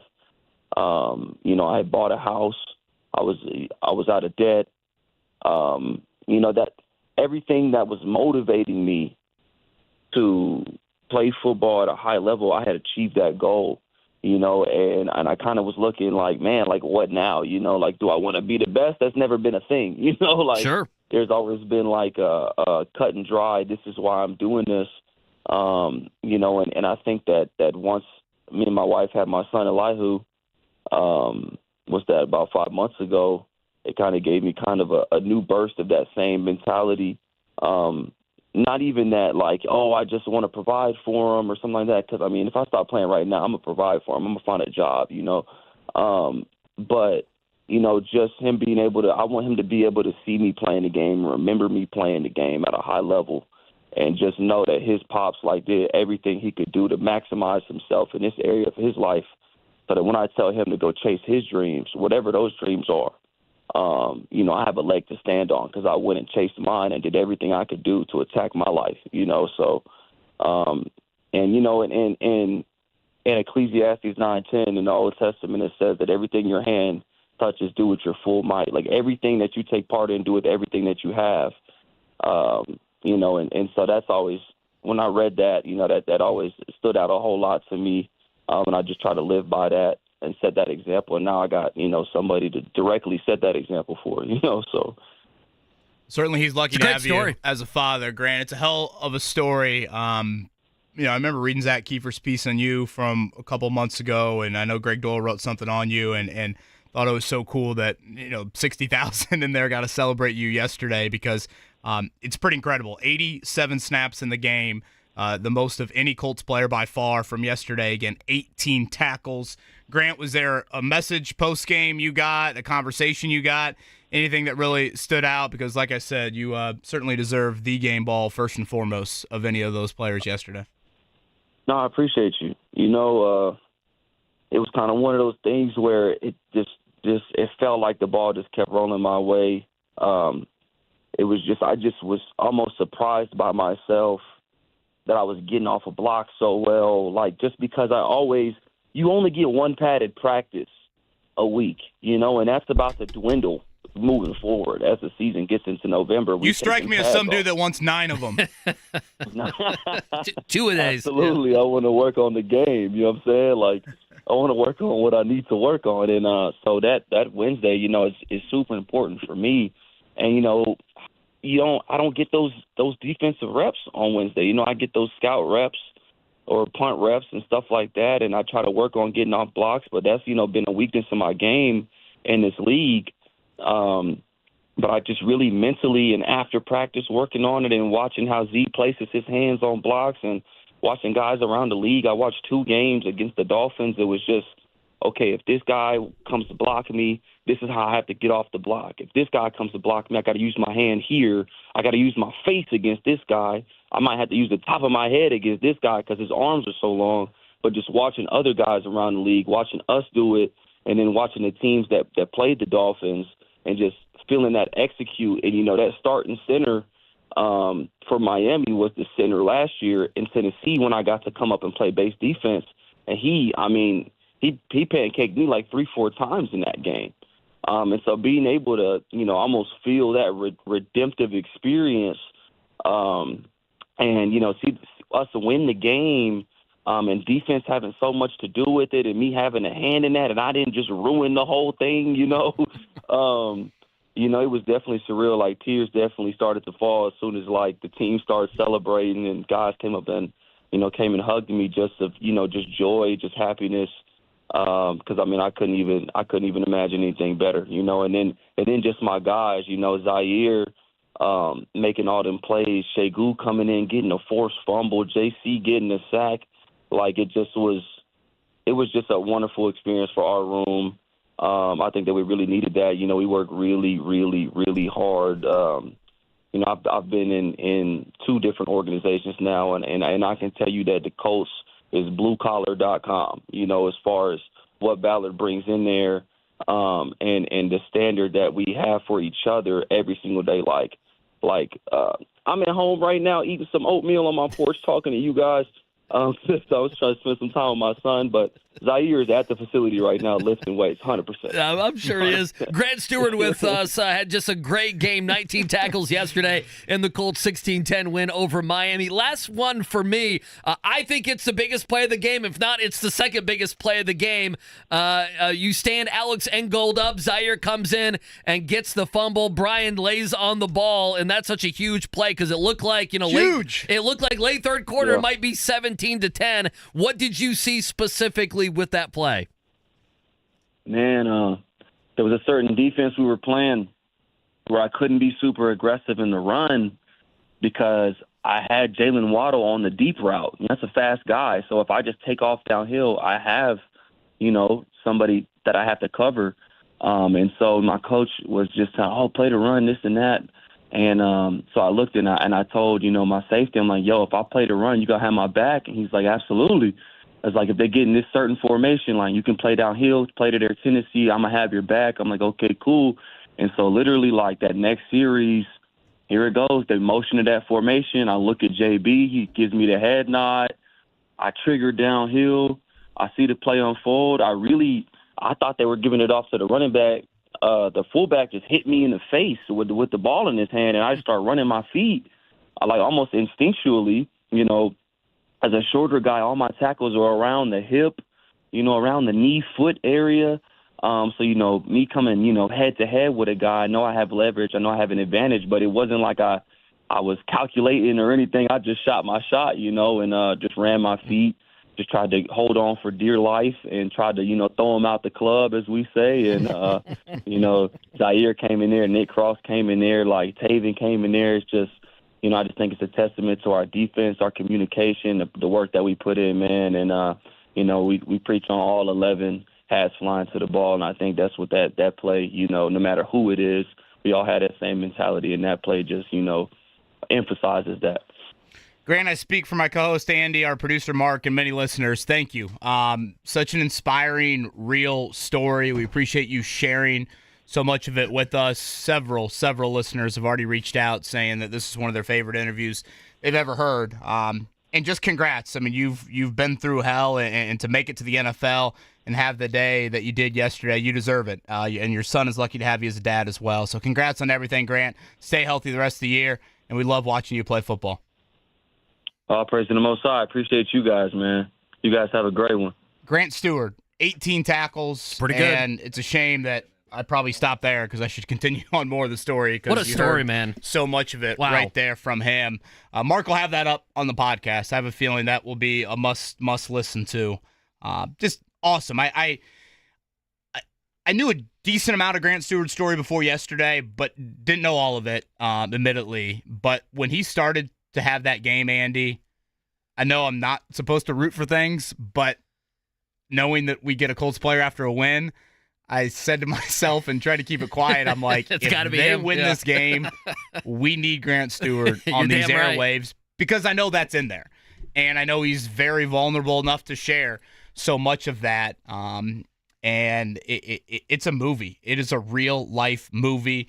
And he deserves to add the chapter that he did to it yesterday. God, I mean, you talk about a guy just trying to get to the NFL, and now he's been in the NFL for 4 years. I mean, you're trying to make it for a year. You start thinking about, you know, the money you can make and the pension you can have and everything else. And, you know, for him to stand up, listen, he wasn't the only one. They needed some guys, you know, the last couple weeks. I will say this about this team, and I know it's a mushy thing to say, but I do believe it. I don't know how long or how far it will take them, and they'll need some extra cool things to happen. They need to be better on the run. They need to have Anthony Richardson. They need to get healthy. There's all these things, but the one thing I agree with Steichen with the most, after all these games, when they do the rah-rah speech in the locker room, he's talking about a resilient team. And if the Colts are nothing, they are resilient. Again, I don't know if that's going to lead to the playoffs. I don't know if they can still win the AFC South. I don't know if AR is going to turn into a stud. I don't know, and I don't know. But early on in the season, they have not been perfect. They have had some games they wish they could have over again. Green Bay, most definitely. The end of the Houston game, most definitely would be part of that. But they have kept themselves in position when they have been just crushed with injuries. And guys like Grant Stewart, that's how sometimes you have to win games in the NFL. And they did that yesterday. So there's credit to be had for the Colts for doing that. They need to get a heck of a lot better on many, many areas of the game. But they've been able to squeeze the talent out of this roster given the injuries and, by the way, at times, the poor quarterback play that they've had this season. And I said this to start the show, Andy. I think in the 24-hour aftermath of a game, when you do get the W, it's important to celebrate that. You can acknowledge certainly the big picture stuff, and I think we have done that throughout these 2 hours and change, and we'll continue to do it throughout the week. But the Grant Stewart story is so, so good. And it deserves to be celebrated. And it's a credit to Chris Ballard. And I think the Chris Ballard evaluation that I have done, we have done throughout 8 years is an accurate one. Sure. But part of the accuracy is the high character element that Ballard preaches. It is indeed real. And early in his tenure, when he constantly really shoved that down, I think, a lot of people's throats publicly, I laughed at it. I was skeptical of it. I didn't give it the credence and the appreciation that it deserves because the Grant Stewards is the poster child of that. When EJ Speed on a Friday turns into a Saturday that he's unable to go, that next man up mentality, as cliche as it sounds, is that going to be real or is it going to be a fraud? And there's no fraud about Grant Stewart. Right. He prepares his ass off, and he's 5'11" and 220-some pounds. He's not blessed with EJ Speed size, but yet he has the work ethic 7 days a week to be ready for that moment. Again, 0 defensive snaps in the NFL this season. Andy, in his career, 4 years in his career, it's unbelievable. He's played 57 defensive snaps. He's played 1,000 on special teams, 57 on defense. Yesterday, he's asked to play 64 on defense, 23 on special teams, and he gives you the best individual defensive game tackle-wise this franchise has seen in 6 years. And he finds out Saturday, and he calls the family, his grandfather, his brother, did he say? They made it from Texas. I mean, it's just... and he has 19 tackles. That's great. It's Hollywood-like. If really Irsay wants to do another movie, he might need to do one on Grant Stewart. So thank you to the Colts for getting us Grant Stewart. Thank you to Grant especially. Again, that'll be up on the podcast. Hell of an effort by a very, very special human being that's been through quite a lot. Last thing before we get to a morning check down here, he said a phrase there towards the end, throw him out of the club. Yeah. That is something that the Colts told the TV crew because Kevin Kugler used that phrase. It was later in the game, KB. It was in the second half. I want to say it was the fourth quarter. I need to go back and try to find it. But it was basically, I think it was just a corner. I think it was just probably Jalen Jones or somebody like that threw like a running back out of bounds. And Kugler said he threw him out of the club. Now I know where he got that from. Yeah, I remember. I was thinking, what kind of phrase is that from Kugler? Yeah, I remember a few years ago, Gronk did that too. Unfortunately, Sergio Brown. But that's okay. That's Gronk. That is a phrase that. Yeah. I think Gronk's Frankenstein. And you know what? The Stewart play and the Alubi play from earlier in the third quarter. I mean, without those plays, the Colts lose. Flat out. 1,000%. Like if Stewart doesn't hold Ingold up to allow Zaire Franklin to come in for the strip. Yep. I feel very confident saying the Colts lose that game. Those plays, you were getting gashed. I mean, I know. That run defense, and again, these are the big picture items we can get into as the week moves along. It was, when you're up in the Colts press box, and you've been up there, Andy, I mean, it's a high view, but you get the all-22 view. And I could not believe how many times Mike Chappell and I just audibly said to each other, whoa, as soon as the snap happened, just how gaping the holes were. These were not slow developing runs. These holes were big. So certainly things are going to be needed to clean up. But without the game-changing strips in the third quarter, we're talking about a 3-4 football team, and hell, we're not talking to Grant Stewart. No, it's probably like a 2013 loss, and everyone's complaining about everything, and Anthony Richardson and everything else. All right, so we have headlines. We can still take some phone calls. We need to do better at that. 239-1070, about a half an hour left in the show. You ready to do a morning check down? Let's do it.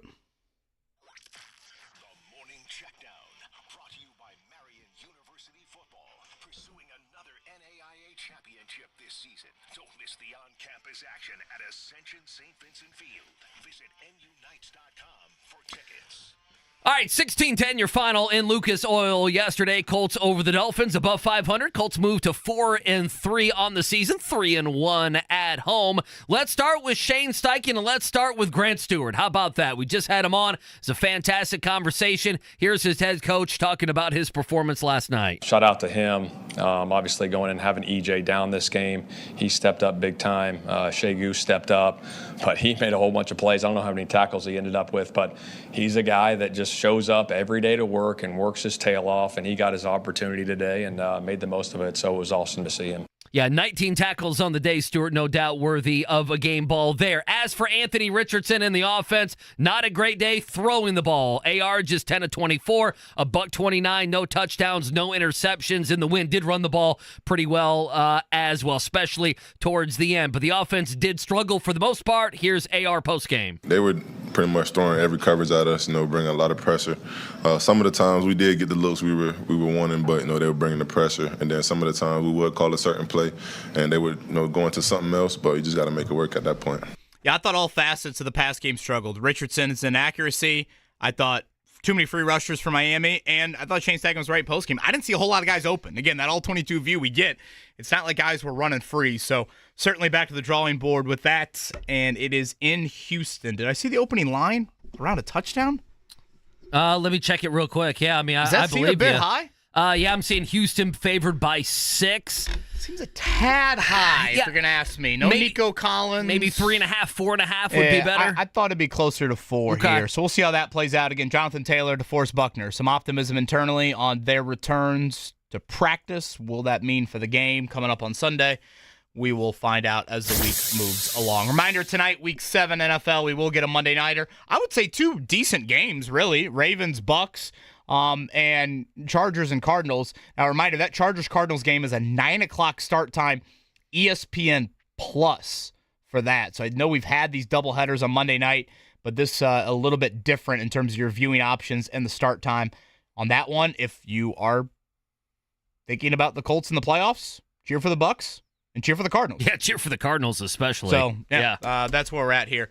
Week 7 in the NFL. Yeah, cheer against Harbaugh because you know that the Chargers are not winning the AFC South or the AFC West because you know what's going on there with the with the Kansas City Chiefs. World Series set. It's going to be Yankees. It's going to be Dodgers. Dodgers over the Mets yesterday. We're going to wait all the way until Friday for that. And quickly, WNBA, the New York Liberty over the Minnesota Lynx. It went to 5 games. It went to overtime. The Minnesota coach who hates the Fever and hates Caitlin Clark was wanting about a call while she seems to hate a lot of things. While she was probably right, it was still fine to see New York win the championship, so I was okay with it. So again, the World Series not starting until Friday. As Andy said, the Liberty win 3-2 over the Lynx. And lastly, college football from this past weekend. Purdue lost me a lot of money. 6 drives in Oregon territory, 0 points. I'm an absolute idiot for betting on them. Indiana continues to absolutely throw their opponents out of the club. Bluebird. Kilroy's upstairs, the vid, I don't care where. They push him down the steps at the vid. I was about to say, That's what they did to Matt Rule and company. And Notre Dame, they get off to another slow start, but then they run away in convincing fashion over Georgia Tech. Honestly, the best game of this weekend is Notre Dame-Navy. Oh, yeah, no doubt. I mean, undefeated Navy. It's a Meadowlands, right? Has a chance for a playoff berth. Sure they do. Here, and this is one of those games where, and you guys will tell me I'm an idiot by the end of the week, the thing about playing these naval academies, or I should say the military academies, but Navy specifically, you screw up 1 or 2 possessions, and it's a game because they just ball control it to death. They just milk the clock. I know. 8 minute, 9 minute. They've gone for 3 4th and 1s, and they've gotten all of them. And your defensive linemen are, hands on their hips. They're so mad they've got to go against this blocking scheme. So I'm already freaking out. I know. You should be. I mean, it's going to be a good game. Be in MetLife, so, it'll be cold. The field surface will be unplayable. You get the entire experience when you go there. I'm sure they do. So, all right, good stuff there. 239-1070. Headlines on the other side. We got you to 10 o'clock. Reaction Monday right here on The Fan.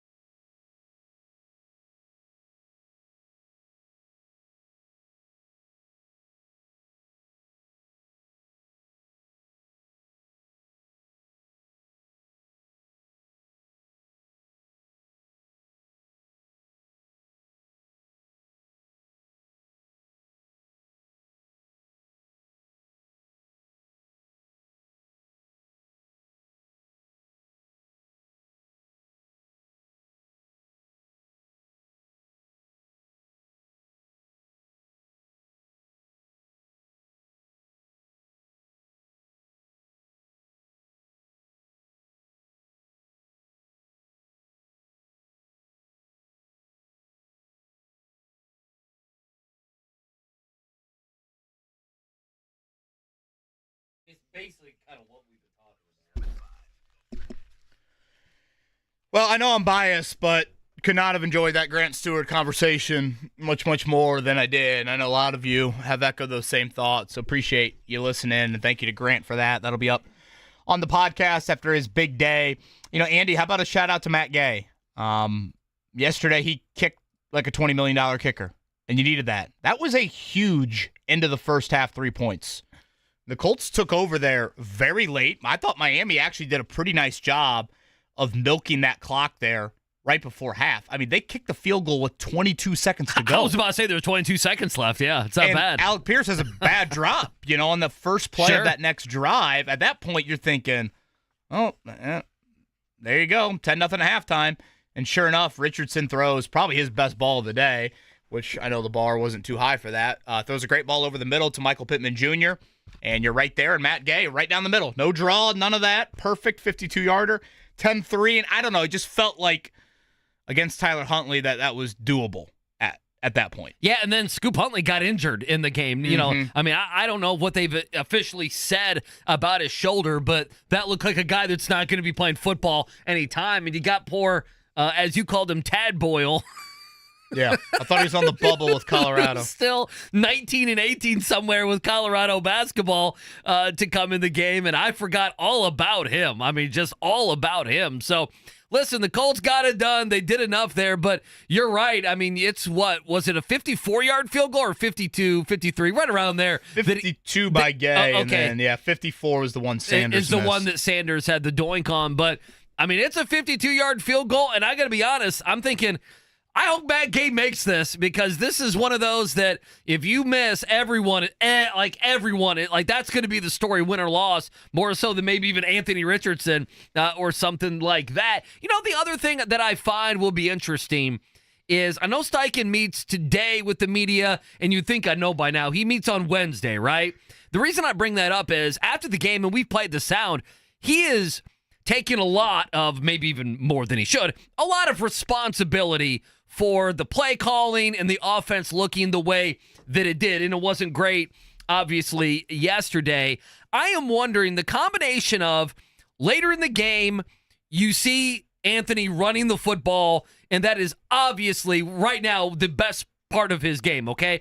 The combination of that, and then you mentioned, and you're right, the end of the first half, KB, he has the drop by Pierce, but then the play to Pittman. Both of those are beautiful throws. Right. I mean, both were very good throws.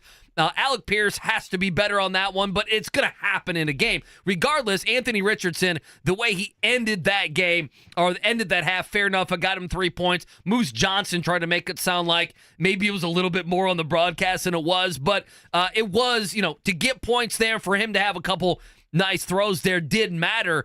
So the combination of maybe hurrying up a little bit and utilizing his legs, whether it's even a run or not, right? Rollouts, those sorts of things. I'm wondering if Steichen puts away a little bit of the Flacco playbook and does something a little bit different. And I don't know. This might be a Coach Venturi thing. They'll talk about it tonight on Colts Roundtable Live. Like, that's just how I feel. Like, is there something that Steichen can do that is going to be a little bit more AR friendly while also not giving up on the NFL playbook where you're going to have to draw back and also throw the ball? I just feel like they get stuck in those, we got to throw the football with AR to find out if he can do it. And that's how you get a guy who at one point can be 3 of 9 or 4 of 10 or 4 of 12 on the day. I thought the Colts struggled to find simple or easy yesterday in the pass game. And I know that this play is probably not the best example of it, but remember the trick play they ran? They tried to take the shot to Doolin, and he just ended up checking it down to Sermon. Like, those outlets, Miami brought a ton of blitzers, free rushers.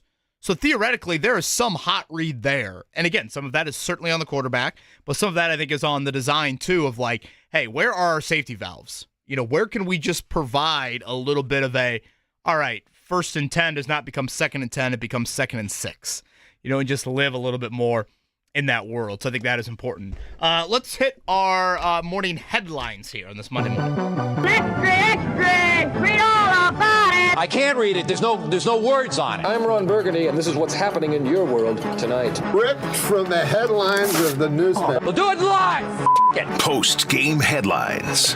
Thing sucks! All right, how about Steve? Colts survive, reserves shine. I think that's a good forward summarization of yesterday, right? Okay. Now, during the break we were talking, there weren't as many responses as we usually get. I mean, last week there were hundreds. Well, what's going on with people? I think we got a few that were similar to last week. Yes. A win is a win with a question mark. There seem to be Bryland a lot of here, those. embarrassing in presence of icons. I always feel like the Colts play bad in their Ring of Honor games.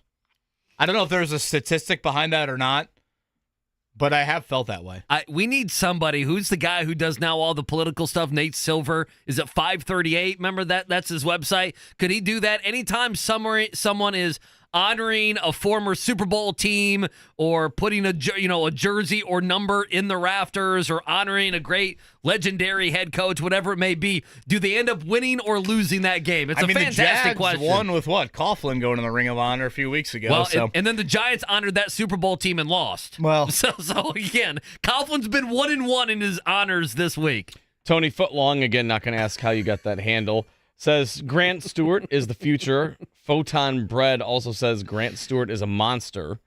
And then Eric says stole a win despite quarterback. Jeremy says struggled to a win again. Huntley injury saves the Colts. Yeah, I'm do you seeing think if that Huntley one. stays in the game, they win? No, I'm not. He could obviously make a few more plays with his legs. Yeah.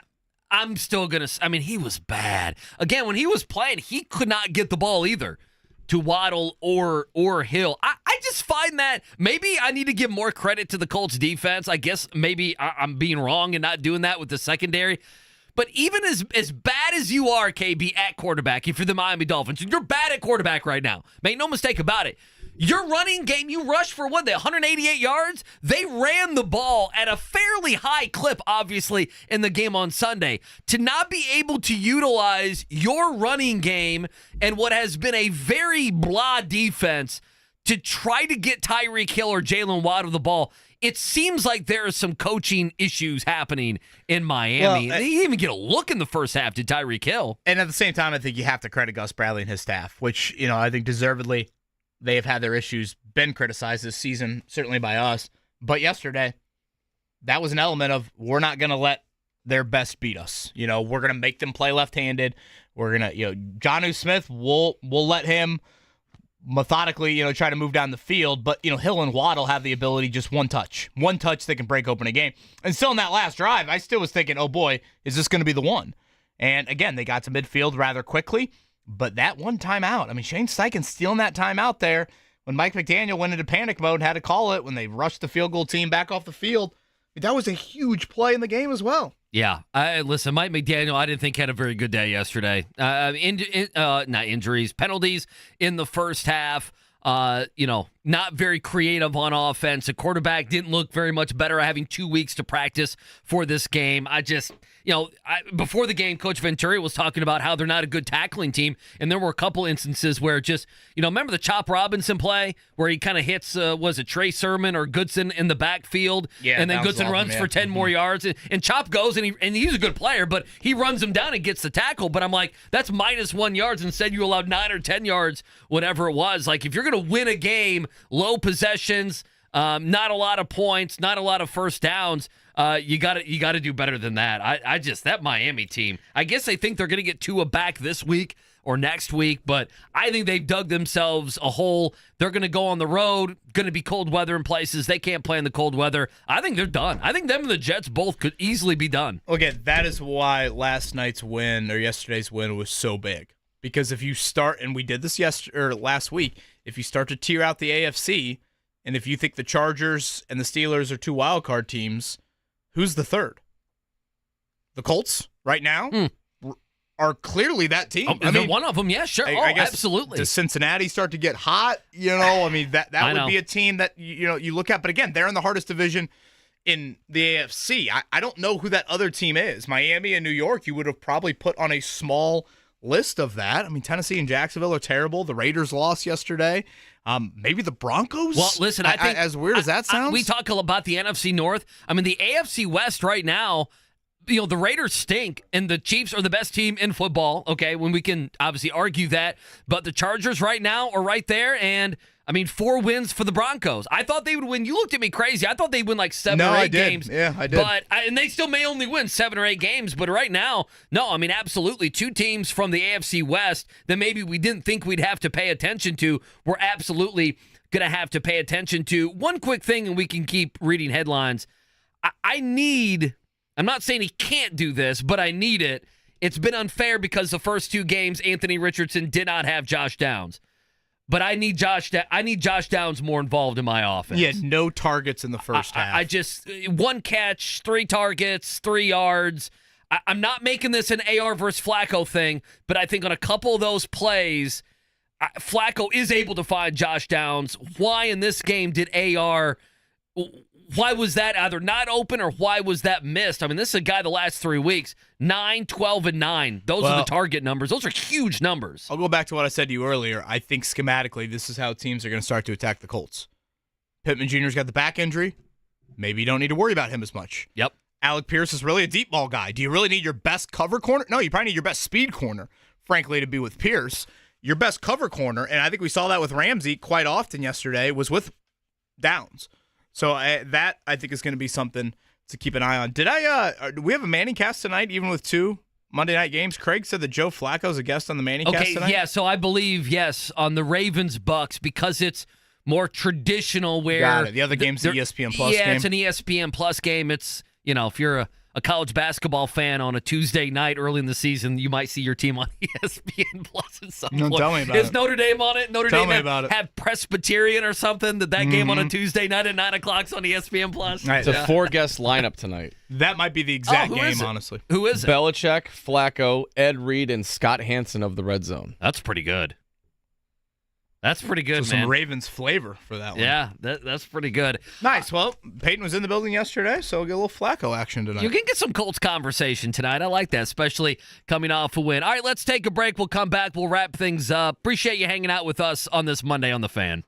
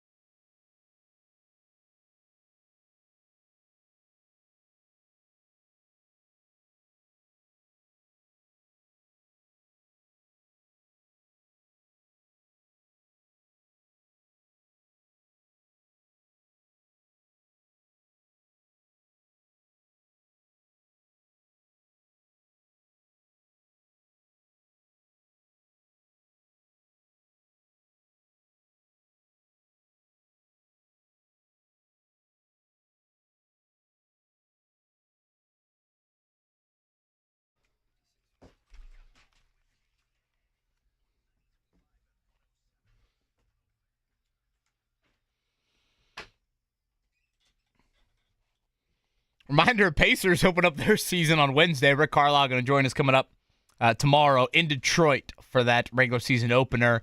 The home opener is Sunday at 3:30. So you'll get Pacers-Sixers over Gainbridge Fieldhouse Sunday at 3:30. Right as Colts-Texans, fourth quarter's happening in Houston? Right when the witching hour basically starts in the NFL. The best hour, 10 minutes of my life. I don't like Sunday afternoon home opener. Can I be selfish? No, listen, I think you're spot on. And it's funny, even yesterday, the poor WNBA was having their final and deciding Game 5, and it went off exactly when Aaron Rodgers and the Steelers started the Jets versus Steelers, and then you had NLCS game 6, which was in the second inning. I was thinking, how about another time for the final WNBA game? Move it up to almost any other time. Move it up to 11 a.m. Yeah, I mean, come on. I'm trying to think, could you try and be like a Tuesday nighter, to get away from it all? But I know. I guess your Game 5, it's not a given you're even going to go to a Game 5. I understand that all these things happen. You never know what's going to happen. But Sunday at 8 o'clock, when you have Sunday Night Football and, NLCS Game 5 or Game 6, that's pretty good. I'll be curious to see, this World Series matchup, two biggest markets. Is any rating of any game going to touch, last week's Thursday night? Yeah, like any football Broncos game. Saints on Thursday Night Football? No. I think the easy answer is no. Yeah, I mean... I think no. Everyone's this is an ideal matchup for MLB. I'm like, that's true, but I don't think their ratings are going to touch anything. I mean, maybe if you got to a Game 7 and you had, Ohtani and Betts and Judge and Stanton and Soto and do everything. I will say the Soto home run was a Andy Sweeney comes out of his chair type moment. A little 10th inning action there. Well, I mean, none of my teams are any good, so, when you get one, you kind of cherish it a little. You can cherish it. You baby it a little bit more. One thing to note, if you look at the injuries from yesterday, Jalen Carlisle was technically the only Colts player to leave that game. People have asked, hey, do you think Grant Stewart has earned a role defensively? Well, I mean, if Carlisle is out, you're going to need a third linebacker. Stuard theoretically could be that option there. Certainly, Shagunalubi, is another name. One thing about Chris Ballard, that man knows his linebackers. I mean, he's drafted extraordinarily well. You're spot on. He does. These depth guys have stepped up when they have, been needed. And for what it's worth, Shane Steichen did express some Jonathan Taylor to Forrest Buckner optimism late last week. Now, for Taylor, I almost am in the category of he better play because he didn't go on injured reserve. Well, that means you're going to play within a 4-week window. This is week 4. This is the final game, or else you just shouldn't put him on IR. With Buckner, it's probably a little bit more of a, all right, is 1 week enough? Assuming he does practice this week, he has missed 5 games of that high ankle sprain. Is that enough? Yeah, it's enough. And then, on top of it, do they have to be 100% to get out there? And mostly what I mean is, Jonathan Taylor last year, he missed the first 4 games, whether it was an injury or not, it was a contract or not. Remember, it took him 2 more games to get ready. I always say that. I mean, he had single-digit touches in those next 2 games in which the Colts went 1-1. So, yes, it was a 4-week injury, but it was a little bit more like a 6-week injury because he was compromised for 2 weeks. I think that would be the case here. They have kept their heads above water through what has been just misfortune with injuries. And if they can start to get some of these guys back, that to me is how you sell that this football team hasn't played their best ball yet. And a part of that is, Anthony Richardson needs to be better, and I agree with that. But getting guys like Jonathan Taylor back, DeForest Buckner is an elite all-pro, Pro Bowler type player. Getting those guys back, that's how you convince me, Shane Steichen, that you can play, better football than you have. Anything you think from Steichen today? Carlisle's was really the only update, right, that we're looking for injury-wise. I doubt you get too much from D-Buck and Jonathan today. Anything you're interested after Steichen kind of laid on the sword about the offense yesterday? Yeah, I mean, just kind of curious, after the film evaluation, sure. Is there anything more from the enlightening part? Because I did think it was interesting how very quickly after the game he mentioned, I didn't think guys were getting open. And again, he fell on the sword for that. But that, usually coaches out for the, hey, I got to go back and watch the film. Steichen made that pretty clear right away. Obviously, it's something we'll do all week long. But again, you see this team for a second time. I mean, what a matchup on Sunday. Check out the podcast, 1075thefan.com. Back at